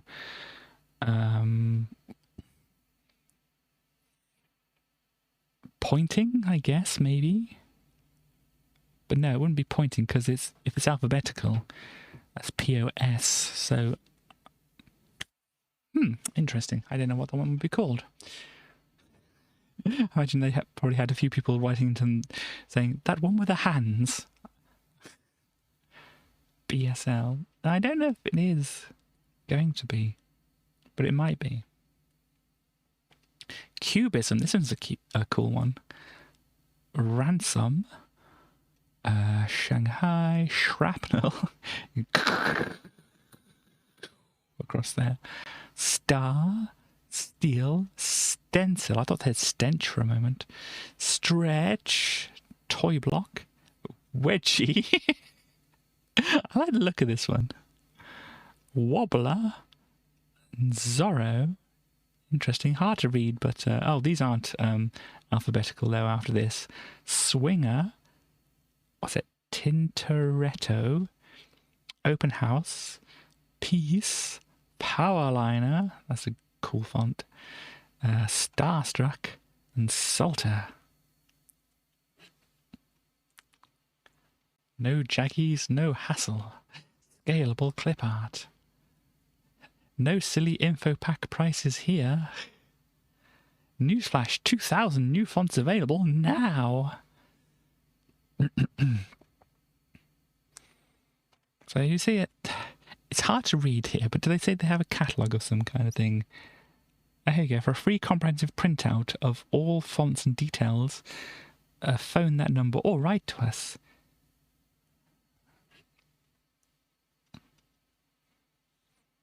There we go. Got some more Blitz basic stuff going on here. A little breakout kind of clone thing here, and this is what you'd create your things here. I did try to do this with. I didn't actually do this with the Amiga. I made some images for my games in DPaint like this.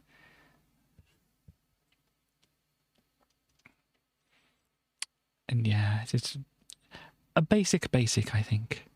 But I never actually used this myself. Statement, prepare screen. That's probably going to be your function then, isn't it? Screen bitmap for I equals 0 to 15. Do this, PAL RGB. I'm not quite sure what that's going to do. Like setting some color. Next I. Is it setting some colors to 0 or something? Maybe it's defaulting some colors to 0 and then it's loading in a palette. That would be strange. But maybe it needs to be done that way. Anyhow, I don't think a lot of people watching are very much into programming, but there we go, the web of life.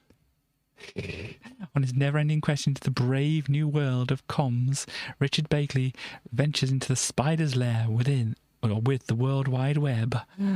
Gosh. Last month I introduced you to the realm of arcane delights that is the internet, a place where satellite images of Mars happily rub shoulders with 1,500-year-old stories. There's no denying the sheer amount of information on the internet, but finding a way around it from a CLI-style interface is annoying at best and infuriating at the worst. Fortunately, there's now an alternative called the World Wide Web. Although it is still being developed, the World Wide Web is designed to bring the internet into the hypertext era. It's all very quaint, isn't it? This means instead of specifying a long and tedious path to get hold of a file, you can download it to your machine by simply clicking on it from a list. With www, you can also find your way around the internet site just by clicking on highlighted text. Gosh, never. The World Wide Web also has multimedia capabilities, so clicking on a highlighted name could get the machine to transfer an image of that person from the site to your Amiga.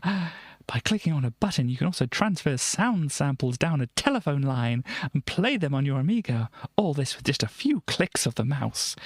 My word, the future indeed. Sounds good? Well, there's a catch. In order to use the internet, you need to have a direct connection to the internet through any of the internet access providers, such as Demon Internet. Wow, they went far back. I remember using them in kind of around 2005-ish. I remember Demon being around still, so they lasted quite a while. I don't know if they're still around now, but they go way back. Because the connections provided by such services as CIX and some bulletin boards are not suitable. A pretty fast modem will also help because the www involves sending a lot of data to and fro. There we go. I need to use TCP/IP. Gosh.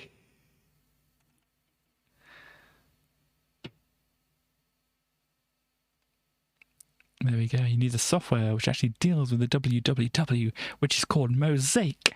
Now you remember Mosaic being mentioned before. This is what Mosaic on the Amiga would have looked like using Gopher links. I mean, I remember Gopher being a thing, but I don't think I ever used it. But, I mean, does anybody remember using any kind of Gopher links like this? But yeah, this is what it looked like. Oh gosh, here we go. Here's a very early website. This is FTP. Oh, no, it's an FTP. It's not even HTTP. This is an FTP. And you've got the parent director, README, and a bunch of other things here. Looks like not a zip file, but the equivalent of a zip file. 10 years later. Yeah, I mean, I don't think we were using it at this point. Oh, no, I've got HTTP down here. Weaving the web. A few interesting places to check out Unabomb. These pages give details of a series of unsolved bombings known as the Unabomb case. So there you go. I mean, I've heard of, the Unabomber and stuff like that, but I don't know how things developed and such like that, whether it's still an open case or not. But I do remember... I don't know. I do remember it being a thing. The Project Gutenberg, which you've probably seen some things from, try to get as many works of literature as possible onto the internet at med-amsa.bu.edu. Yeah. Roman history. Not just random websites, really. There we go. Travel advisories. Yeah. They picked some weird things to look at on the internet, really, didn't they? As their demonstrations. Oh, gosh. We've laughed enough, and we've seen this before, but we've laughed enough. Still very good, yeah. Is that the part of the Internet Archive, or the Internet? Yeah, it might be. Let me just check here. Archive.org. I think they have Project Gutenberg stuff here, don't they? I mean, they have the Prelinger archives, I know that. That's the videos and stuff like that. But I think... it's hard to see. I think they do have it on archive.org, but they have a lot of things on archive.org, including my album. Preserved for as long as these tenacious people manage to preserve internet history. Mailbag. So yes, put your bets in now. Will we see David Pleasance talking? I think I might have given away earlier in the week or last week or whatever. In a previous stream, I might have given away whether we will see David Pleasance or not. But if you can't remember, do you think we'll see David Pleasance? You're guessing no. Well, let us have a look here. Anything here? Don't know what's going on with that. CD32 Wet Dream, of course. Commodore need to keep upgrading their hardware to stay ahead of the competition. Well, I have some bad news for you there. Commodore aren't going to be doing very much. Let's have a look. This is a very good butterfly, Rose and Papillon, which means butterfly, doesn't it? It's very interesting looking. It's like a waffle butterfly.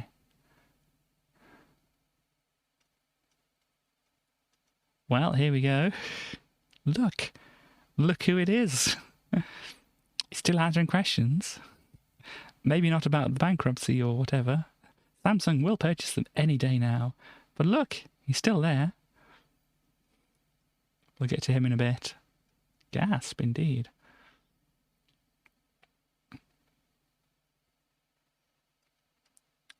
Anything of any interest along here? Nothing's catching my eye. Alien 3. A bit of a swirly alien. Eagle. I suppose there is an eagle in there, but I don't think that's the focus of the piece, really, is it? Magic flower. Looks kind of like a normal flower, but a bit saturated. Modern Sunset, by the same person, I notice here. Marianne Ruff in Zurich. That's more abstract, certainly there. There we go. So, what are they asking? Actually, let's see here. Ray traced images. It's good, but is it art? What? Why did you give the winning slot to Neil Wilson? Oh gosh, drama, everybody. Is not artwork, as it is in fact a ray-traced picture. Gosh. Anyone with a couple of hours to spare can learn to use a ray tracing program. I myself use Real 3D and Imagine V2 nearly every day. In my opinion, Mr. Rhodes of Peter Lee should have walked away with the prize.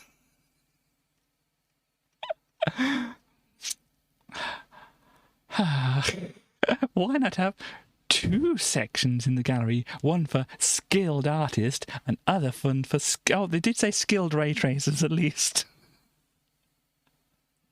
That's a lot of emotes going on there. Which don't appear on the on-screen chat thing. Oh, gosh. Still haven't sorted that out. A ray tracing package is merely a tool and in itself cannot generate good artwork. That still requires the skills of the person. Indeed.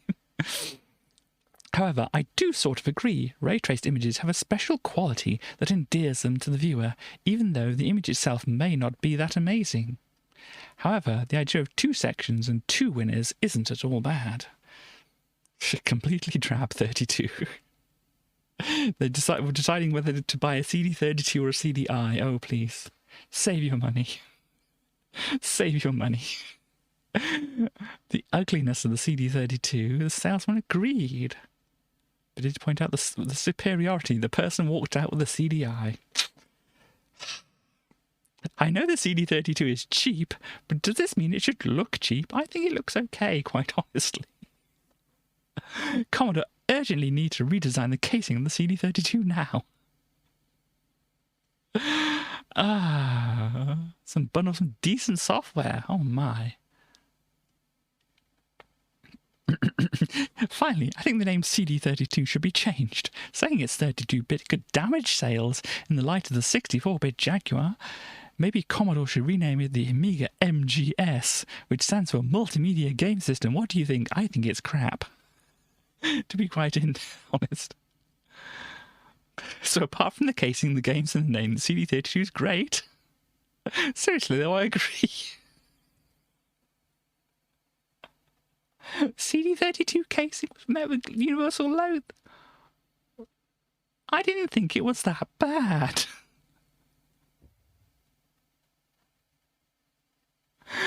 Oh.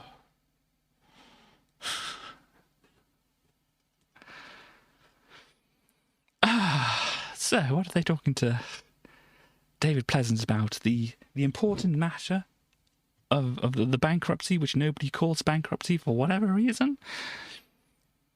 What's happening with the CD32, the CD1200, and what the best option is for upgrading to CD? The post-bog bag has been packed with that? Explains exactly what the future holds. The future of compact disc. No, what's the future of Commodore? Ah, gosh. Well, I guess it's finally time to address what will be one of the most controversial subjects raised on these pages. Cool. Go on. The issue of CD1200. Oh. I've never denied the existence of the CD1200 to anybody at any time.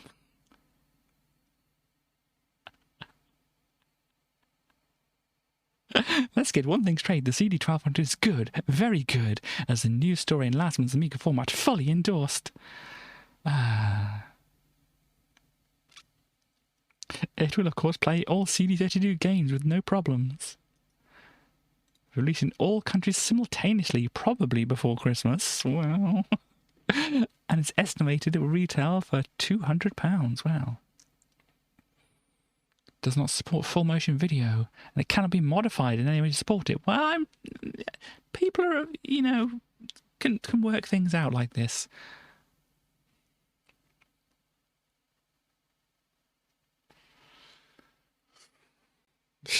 If, on the other hand, the idea of fully interactive games with more depth and the realism of movie footage incorporated into the plot appeals to you, then I urge you to rethink your position. What are you... I mean, I know they've gone bankrupt at this point. Even though they won't say it for whatever reason. But are you really selling things here, David? If you want fully interactive games, more depth, the realism of movie footage, don't bother with the CD thing. It's not going to work. It's not going to do it. Just buy the CD32 instead. Oh, gosh. This is just like an advertisement for the CD 1200 thing, basically.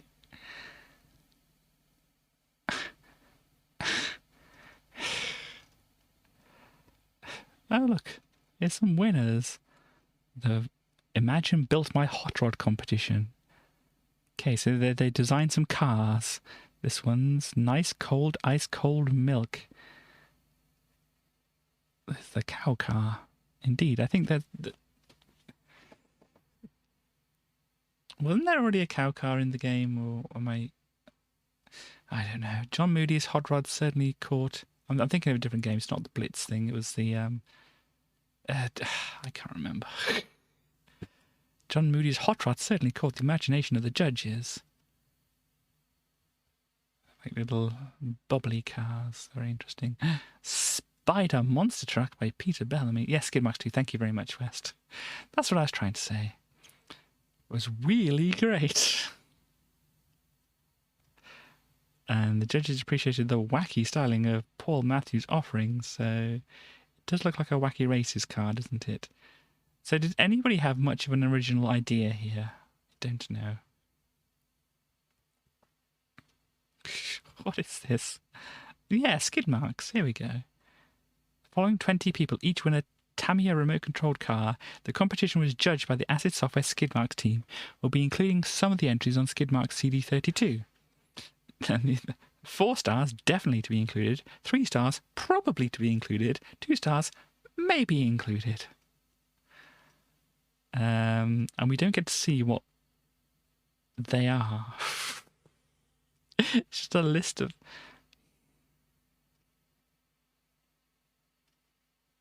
See, there are no 1 stars, which confuses me. Dear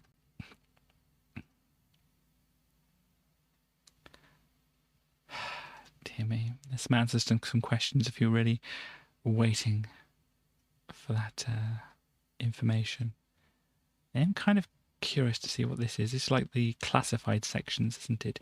New giant screen Amiga. Amazing, simple, inexpensive projection method allows you to convert monitor/TV screen to massive 7-foot wide cinema screen. 7 foot. That's fairly big. I mean, it's not necessarily a cinema screen, but 7-foot wide screen is pretty big. It's going to be terrible, isn't it, though? Amazing, simple, inexpensive projection method allows you to convert monitor/TV screen to a massive 7-foot wide. It's going to look terrible. Some people like blockiness. I mean, I like blockiness, but it's...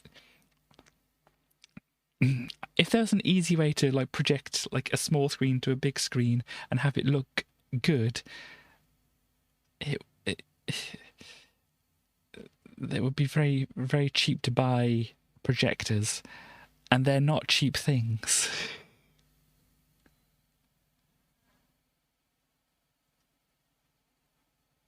Trying to see. Want to cheat? Tips and cheats booklet.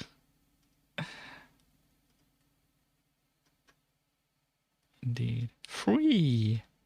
And free catalogue. Wow, so much free stuff. How much does that telephone number cost?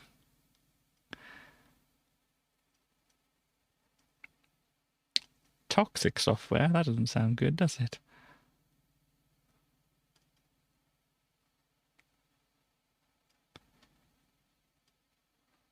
Carrying on. More clip art. We've already had enough of clip art. Chief no big projector came in. Oh no. Hello, Arby. What do we got? Look, next issue. Thursday, the 23rd of June. As I say. the actual release dates of this, and the months printed on the front of the magazines are not in sync with each other. But look, Octamed, a thing which I didn't use myself, but I did use a tracker on the Amiga to do some music, which I think Octamed is or can be a tracker. I don't know. And yeah, this is obviously some kind of digitally altered thing going on here. But look, next month, Amiga Format really puts you in tune with your Amiga with a fantastic Octamed music package. If you thought your Amiga could play only 4 channels of sound, then think again. With Octamed, you'll be able to write tunes featuring up to 8 channels of scintillating stereo sound. Important note here, up to 8 channels is right because it uses software to do sending 2 different audio streams to the 4 different channels that are available on the Amiga. And so there is a certain amount of software, or CPU activity that needs to go on. And if you're running an Amiga which doesn't have a lot of CPU power, you can't necessarily get all 8 channels. Octamed is a versatile music editor which provides all the tools you need to write, edit and remix your own tunes with ease. Whether you're into rave, house or grunge, the 3 genres, Octamed is a one-stop music workstation on a disc. Create your own tunes up to 8 channels of stereo sound. Use standard IFF sound samples or MIDI instruments, even a mixture of both. Edit tracks in standard save notation. Full sample editor included. Load and save tunes in MED or standard soundtracker mod format. Remix tunes with just a couple of mouse clicks. Become a digital disc jockey. I don't know where they're getting that from. If I could remix a tune with just a couple of mouse clicks, I could do it right on this computer as well. And I don't think that's really a thing. And look, they're supporting Ukraine here. So let's see. This is UFO Enemy Unknown. Expect a cover disc surprise with some special games demos. Wow. Digital music is just as easy as digital art. Yeah. If you want to do a ray trace scene, all you got to do is click a couple of things and boom, it's done. Ah, dear me. Look, snack. Good snack. What else do we have? Oh, that's it. So yeah, I mean, we're doing pretty good on timing there. So go back to the top again for whatever reason. But yeah, there we go. That is that for the day. Oh, so, put this back here. Don't go full screen. There we go. So yes, I hope people have enjoyed looking over stuff like that, especially the clip art and whatever. That was surprisingly entertaining. It's always interesting what comes up there, isn't it? Really. But there we go. You can see there's already Tracy lurking in the background there, ready to answer your questions. So please get your questions in for Tracy.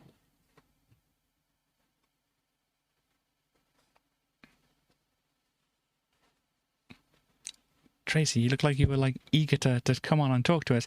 Yeah, I was really interested in that clip art thing. Oh, by the way, hello everybody. They said they had dinosaurs. I think they did say they had dinosaurs. I don't think we got to see very many of them. No, but I wanted to see the dinosaurs, and I wanted to see the reptiles and things like that, and they didn't show them, and I wanted to see them. I don't know if we can get a hold of them. It might be a bit difficult. I mean, there may be in the archive that I have available to me, there may be things like that, but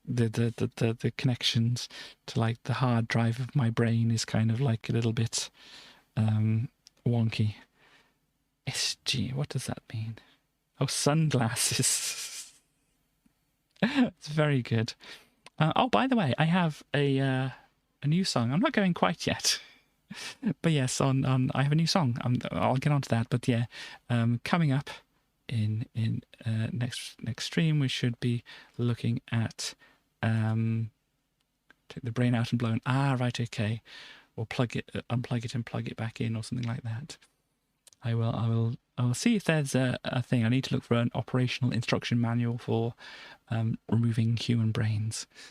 I think there are methods, but I would rather look for more of a non-messy method.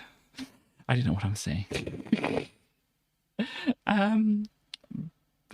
Music question. There's a music question. Music question. Music question.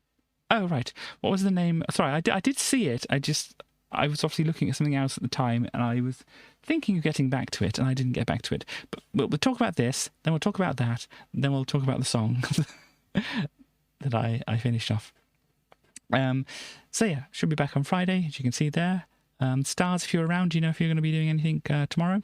And so yeah, should be doing some more Link to the Past. I don't know how far we're getting through it, but we kind of got into the Dark World last time, and I got nearly through the whole thing. Was I fighting a boss? I think I was fighting a boss at the end. Should be. Okay, cool. But we'll have to go back through the dungeon to get to that point there. And then Sunday I should be doing some more Minecrafting things. Starly should be around at that time. We can have a look again at the basement levels of those large towers, and maybe take on some other ones, or maybe look at. I did defeat the worm off a string, even though I kind of like didn't quite rage quit, but frustration quit slightly a little bit, but went back to it. But yeah, there's possibly some other thing. Oh yeah, there is something we can look at as well, Starly, or we can just like take just a general wander around to different areas of the map which we haven't been to yet, and see what interesting things there are there. But yeah, I might do some exploring in the meantime, or yeah, there's at least a couple of other things we can look at. It might be a bit disjoint and all that kind of thing, but we could do your promos things. That's cool. How about building rockets? I'm guessing that's possibly a no, considering how tedious the process looks. I mean, I'm sure you're interested in going in rockets and going to space, but the building rockets part is maybe not quite your thing. But yeah, so Friday should be more Link to the Past. You're pro automating it. Yeah, I got to look into that. I got to build a factory and whatever, and that, because doing it, everything. I'm more happy to let me do that, of course. So you had a question, West. It's kind of gone off the screen, I think. Let me have a look. What was the name of the music program you're using that had like scenes for making MIDI music?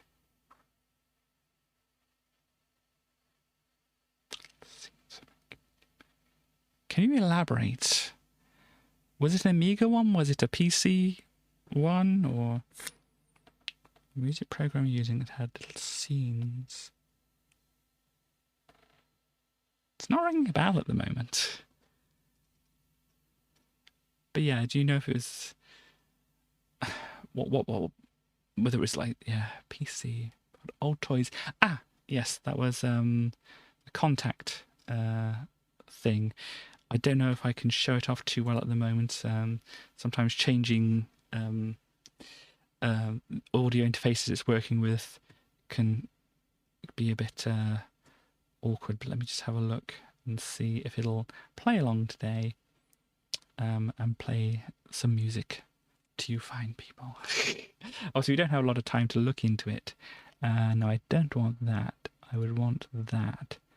Going through that. That looks right. Okay. Please close and restart. There we go. should hopefully appear. Where are we? Beyond browser view, wouldn't it? Let me see. I need to get rid of the schedules. Yeah, you can kind of see it there. It's kind of in an awkward place. Do I have a proper scene for it? Is it on different? No, it's not on the right scene. Something else has captured it as well. But this is the actual thing. Ignore the stuff in the background. But yes, this is what I've got here. So the one with the toys and stuff that on there. This was that kinetic toys thing here. So if you look at generally the chemistry set thing, I don't know if it's going to make noise. Let's have a look. Oh yeah, it should be making noise. You should be able to hear that. It might be a little loud, but yeah, it's basically plays different things here. You could probably play a tune here as well. Yeah, it's not really easy to... Oh, I can play it on the keyboard here as well, so...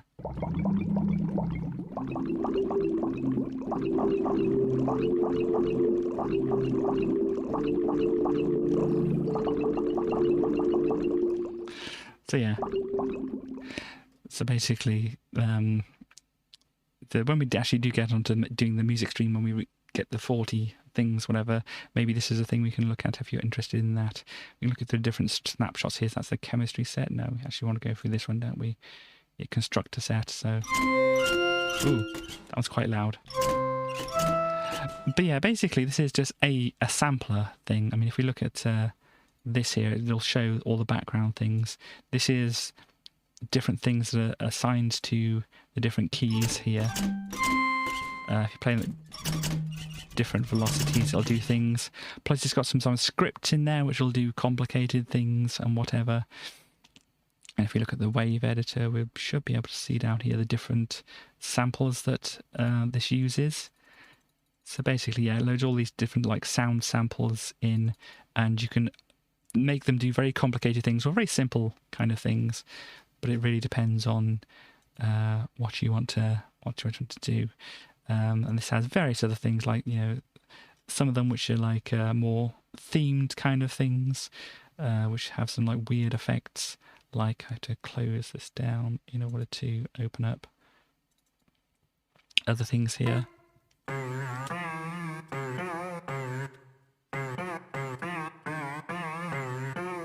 So it's all kind of like a melty kind of feel to all these kind of presets and things like this.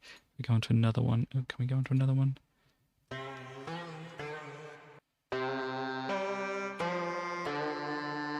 You can turn the amount of warbliness down a little bit. Kind of. Or you can make it go very warbly if you want to. But so you can have like theme things like this.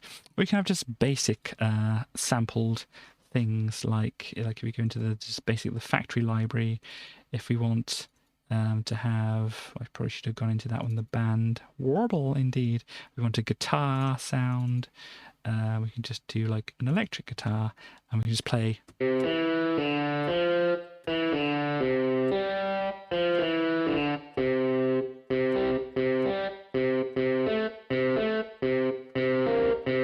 Ooh, that one would have been a laugh.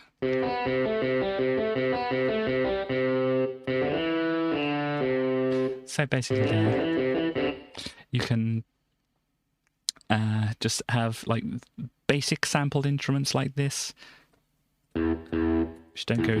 Yeah, the lowest one is an E, which makes sense if you know about guitars.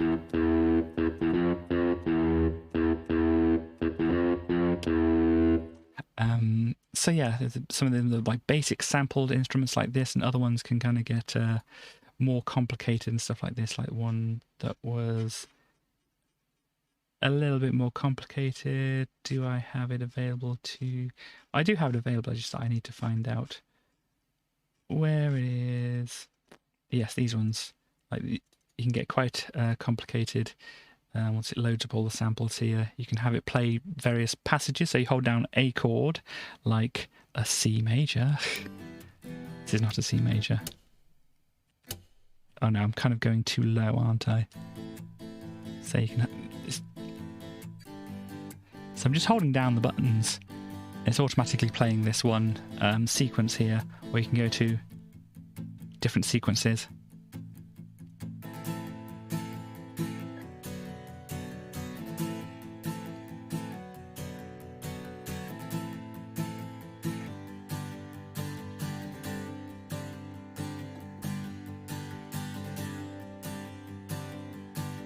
do funky other things here.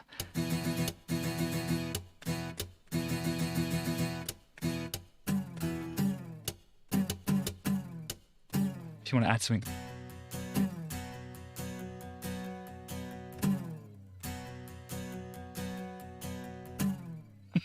But more rhythmic, if you fancy doing it that way. So you can get more complicated with instruments like that. Sometimes you just like press a key, it plays a sample according to that note. Other times you can have it do complicated things like that through the scripting and whatever.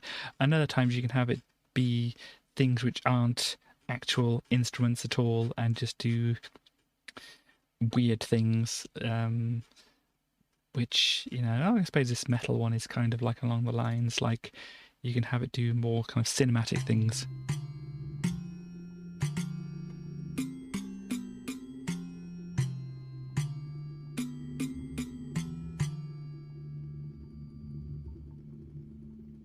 And whatever. So yeah, basically anything you can think of that, you know, if you do push these keys down, you can have it do this sound kind of thing. Then yeah, but they have like these various themed sets, like this cloud supply, which gives you kind of like these kind of dreamy kind of sounds. And whatever, you can look through the presets. You can say, what do I want? I want mallet. Which one? Like pans in the cave.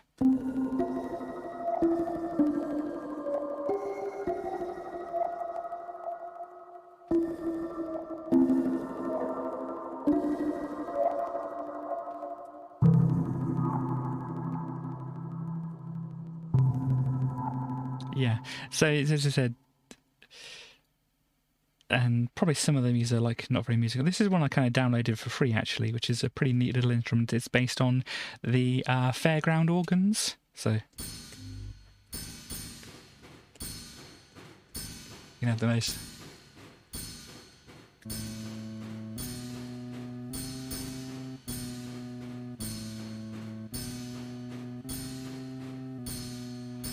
I know how to change the I don't know if I know how to change things up and down. That's okay. Yeah, of course. If I had my actual keyboard attached and rather than trying to play it on the keyboard here, you can hear some of these other ones. It's just me playing random things now because I'm not quite sure exactly how to make it go up and down in octaves in this software. But you can.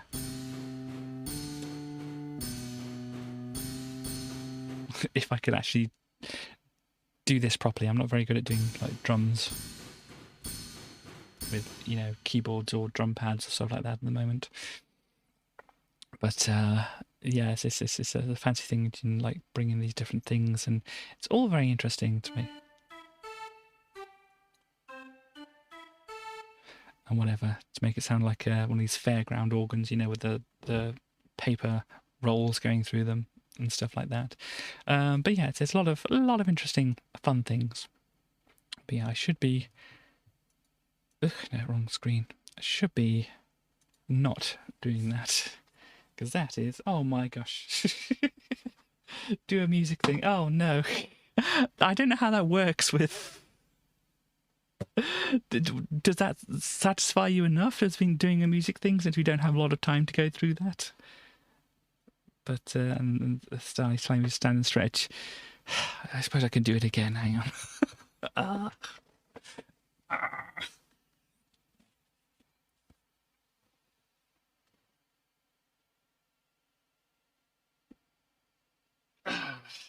Music things of the future. I don't know how that's going to work in the whole doing a music stream. I suppose it's like that's a whole stream thing of music, and maybe if we've got some spare time.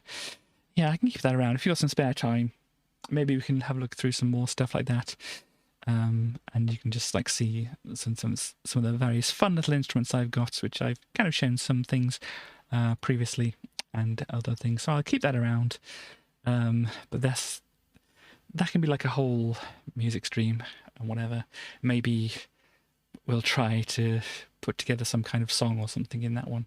I don't know. I'm giving myself more work here, aren't I? Anyway. But yes, I did finish off a song. I did play like a